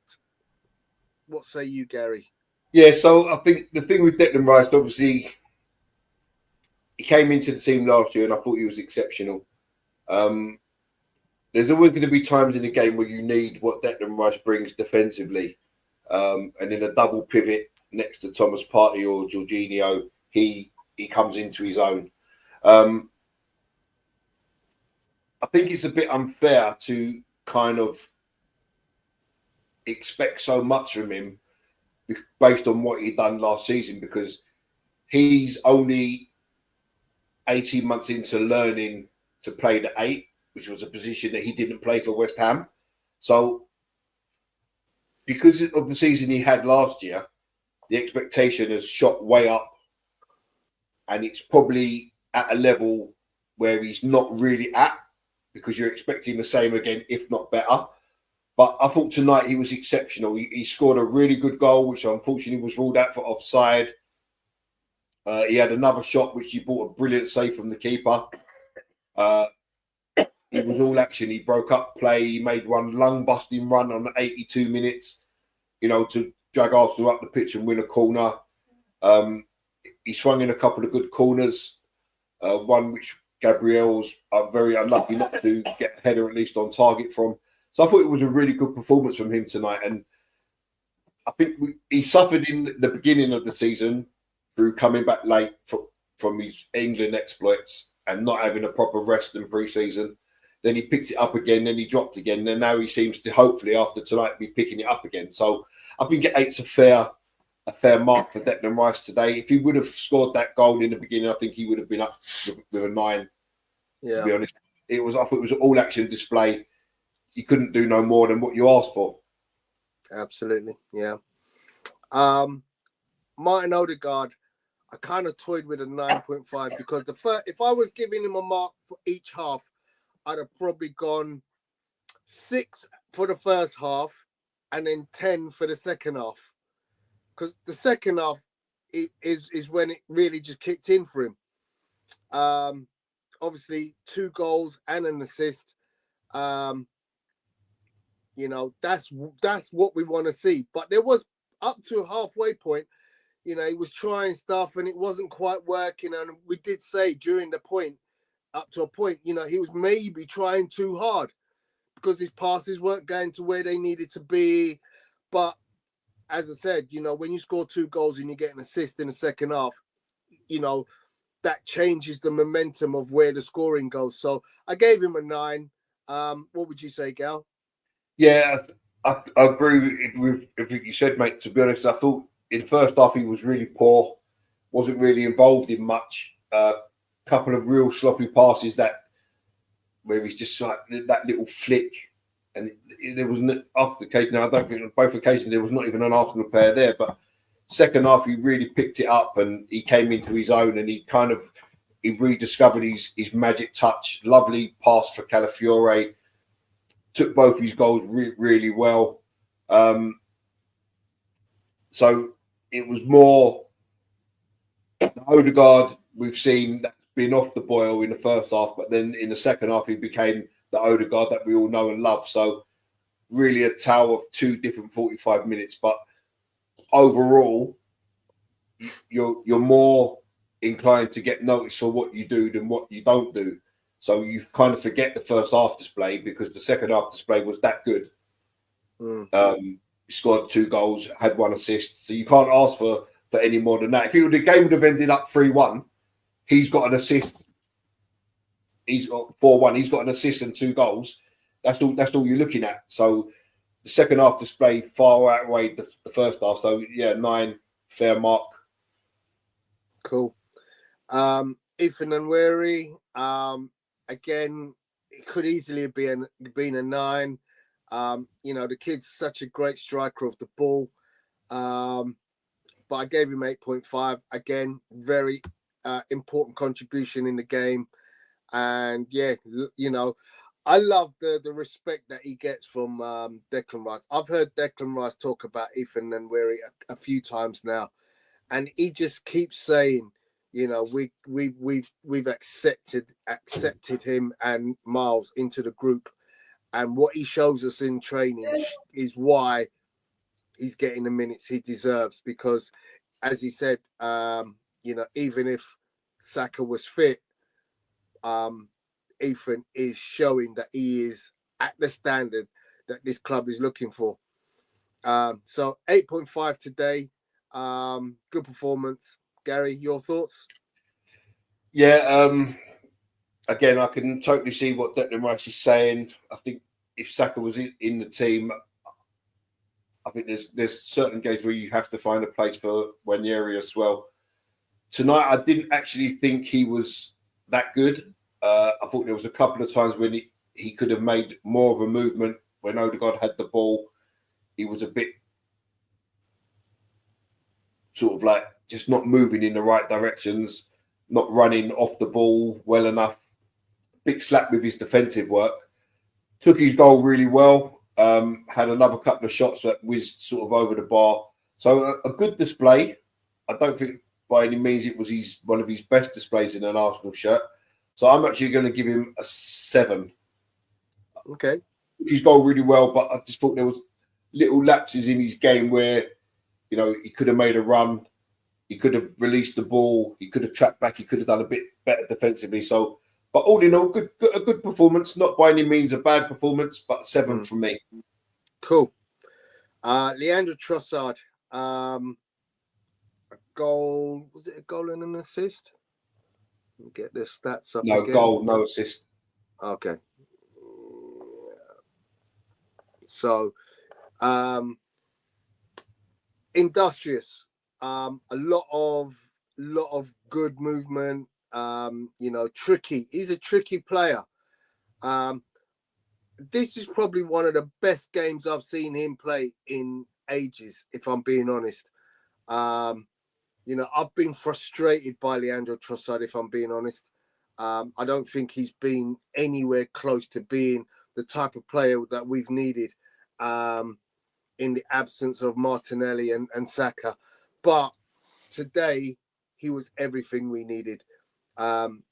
Took his goal absolutely superbly. And if you look at that goal, the whole build-up, there was a nutmeg back heel into the path of Calafiori. Calafiori then plays a beautiful ball into his path on the wing. And then he comes in at a really acute angle and shoots the ball into the place that the goalkeeper doesn't have a chance to save it. So it's a well-taken goal with a great approach play. So, yeah, I thought he had a good game all round. Good statistics in terms of you could see he was contributing heavily into the game. I gave him an 8.5. Could easily have been a 9, if I'm being honest. What's your thoughts, Gary? Yeah, I thought Trossard was brilliant today. If it wasn't for Odegaard's second half performance, Trossard would have got my man of the match. Took his goal really well. Great interplay with Calafiori on the left. Excellent finish with a lovely little right-footed chip over the keeper as the keeper advanced out. He got back. He defended. At one point, he was in the 6 for some reason. He made a tackle. He made a couple of tackles. He used the ball really well. His passes, when he come back inside, he always found another player. I thought he was exceptional tonight, Trossard. I'm going to give him a 9. And I said, if it wasn't for Odegaard's second half performance, Trossard would have actually got my man of the match. Cool. So 9 for him. I thought he's one of his best displays in a very, very long time. Cool. And then that leaves us with Mikel Moreno, who I gave an 8.5. Again, you know, my only little bit of, how can I put it, retort back to your Calafiori for striker is that Mikel Moreno has scored again. Mikel Moreno has scored again. So as much as I protest at your Calafiori for striker, I understand what you're saying. I kowtow to your greater wisdom on that, but I'm not disappointed by Mikel's performance today. Thought he took his goal really well, and I gave him an 8.5. Your vote on him? Yeah. So again with Moreno, I wouldn't say it was a great performance. Yes, he took his goal well. Whereas I think Calafiori made his goal, Moreno was sort of somewhat gifted his goal by the defender. But saying that, it still needed finishing, and he finished it really well. I just want to see from my centre forward, I just want to see a bit more action, a few more runs off the ball. And I just don't think it's his game. He wants the ball to his feet and he holds the ball, but he's not really holding it up well. He links play okay, but it's not really the striker game is not really there for him, I don't think. But saying that, he done well enough tonight, scored a goal, won a few flick-ons in the air, defended quite well, made a couple of tackles on the edge of his own box. So you can't sort of moan at him. But for me, it was more of a 7 performance than an 8.5. Cool. So he moves on to 5 goals in the season, 4 in the league, 1 in the Champions League, 2 assists overall. You compare that to his last year in the La Liga for Real Sociedad. He also scored 5 goals with 3 assists. So he's 1 goal and 1 assist short of his performance in La Liga previously. And it's not to get, he also missed 2 months of the season, didn't he? Yeah. So for a guy that's coming in and, picking up a new style of football in a country which he's never, he has played here before because obviously he played for Newcastle. But obviously, trying to understand the system. I like the guy. I was hoping for a lot more from him. But having said that, when I started to lose faith in him, he suddenly found himself thrust into a position as a striker, as a makeweight, and he performed admirably in his first game. Okay, the last 2 games haven't gone his way, but he is playing in an unfamiliar system, in a new team. But this is where I say, Tony, that you have to play to players' strengths. So he's not going to make them runs in behind. Yeah. He's not going to run channels. But if you put a ball into the box, he's got half a chance of getting his head on it. So sometimes you have to change the way you play to accommodate a player that's playing in a makeshift position. But Arteta doesn't do that. So, I thought he had a decent game. I kind of warmed back to him now. I think, the fact that he's now, as I said, scored 5 goals for us, will give him a lot of confidence going forward.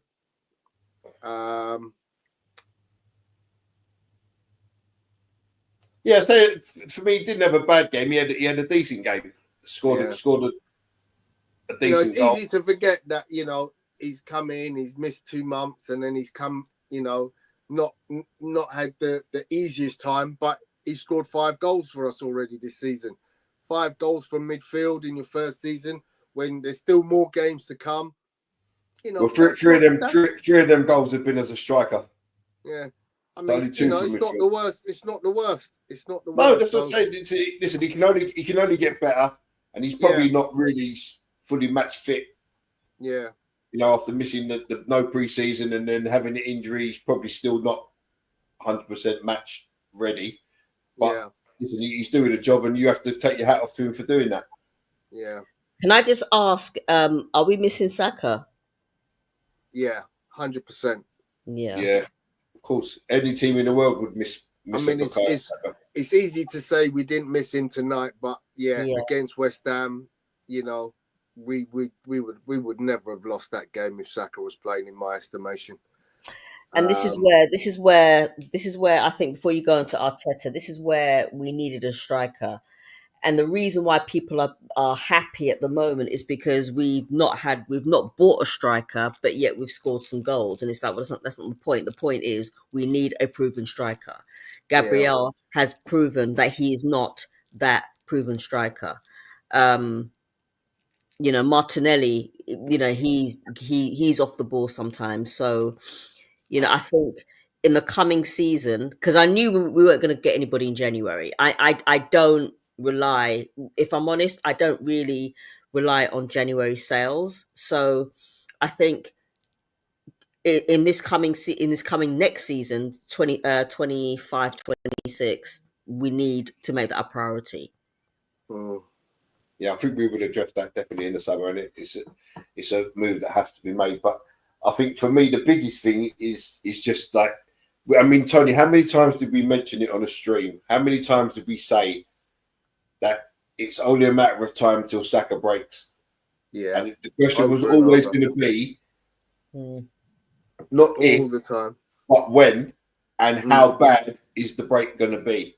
And it's turned out, unfortunately, that it was a bad one, and he's missed 3.5 months of the season.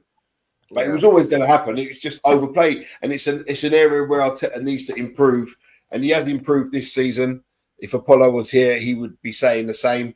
But it needs to go a couple of steps further, in my estimation. You need to get this rotation system right. There's no need to be playing players for 90 odd minutes in every game. Yeah. You've got other players there. That's the whole point of having a squad. Get them in. Exactly. So that leads us on to the last one, which is Mikel Arteta. I gave him a 10. When you win 7-1 away from home in the Champions League, that's superb. So over to you, Gal. Yeah, 10 for Arteta. I thought he got the Miles Lewis Skelly situation spot on. I probably would have made the substitution as soon as he made that tackle. I wouldn't have even left it 10 minutes. I'd have had Calafiore furiously warming up, and I'd have had him on within inside 2 minutes. And I would have just said to Trossard, "Oh, you get back there, stay in front of him. He doesn't commit another tackle or push Rice over or whatever, just to take the pressure completely off of Lewis Skelly to save him from himself." But yeah, full credit to Arteta. Made all the substitutions. All the substitutions worked. Some players got a rest. 10 out of 10. Brilliant. So, any last words, Ebony? Yep, 7-1, great result. We need to do the same in the Champions League against either Real Madrid or Atletico. I like your confidence. No, I like to be confident, and I like to have some optimism, but at the same time, some realism has to come into play.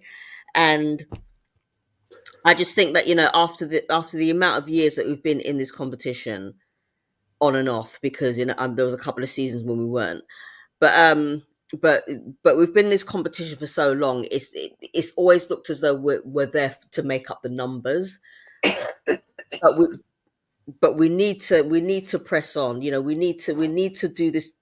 We need to have this performance against better teams. Yeah, and we've been saying that for years, and this year's got to be the year. Can't be. Don't think it can be. Exactly, but I'd love it to be, but I just don't see it happening. I think our ambition for this year was obviously to overtake Manchester City, which we clearly have done. The problem is Liverpool have also come in and had one of them absolutely outstanding seasons. So they look like they're going to take the league. The Champions League, I thought we still had a decent chance of winning. But now that we've lost our striker, I think it's going to be a very difficult ask. Even with Saka coming back and Martinelli, it's still going to be a difficult ask. But, we can hope. We can hope. Gary, last words? Not being 13 points behind, it's not going to happen, the league. Yeah, so for me, great win tonight, great performance. 6 different players on the score sheet, but it was an open game. When it's an open game, anything can happen. Yeah. The key to it is finding how different ways to play against the low block. But when's the return leg? Is it next week? I believe so. So I mean, listen, I think it's a foregone conclusion. I can't see us losing 6-0 at home against this lot. We only need to score 1 goal, and the tie is absolutely dead. Coffin now shut, and then I think it's more of a case of resting players. You don't need to play the parties and Salibas and stuff like that. You can really give them a good rest and try and ramp up the league form a little bit, just in case Liverpool slip, which I can't see happening. But and there's no need to rush Saka back. You know, we've got one more game in the international break, but there's no need to rush him back. Just ease him in nice and slowly, and then obviously he's back for the quarter final. Hopefully, touch wood, where he can get maybe some minutes under his belt, and then probably start a quarter final in the Champions League. So all well and good, onwards and upwards. Yeah, absolutely. So move on to Sunday, away to Manchester United, 4:30 kickoff. Expect to see us on the stream. That's a winnable game. Thank you, everybody in the chat who's kept with us. Hope you all have a great week. That's made my day tomorrow at school fantastic, because I know I'm going to be buoyant. I might even wear this top to school just underneath my shirt. So I think you should go. I think you should go in full kit tone, complete with shin pads. I think I'll make a visit to the armory tomorrow. Yeah. So yeah, thank you, everybody. Have a great week, and we'll see you again on Sunday. Bye from See you later, guys. See you Sunday. See you later. See you later. Bye-bye.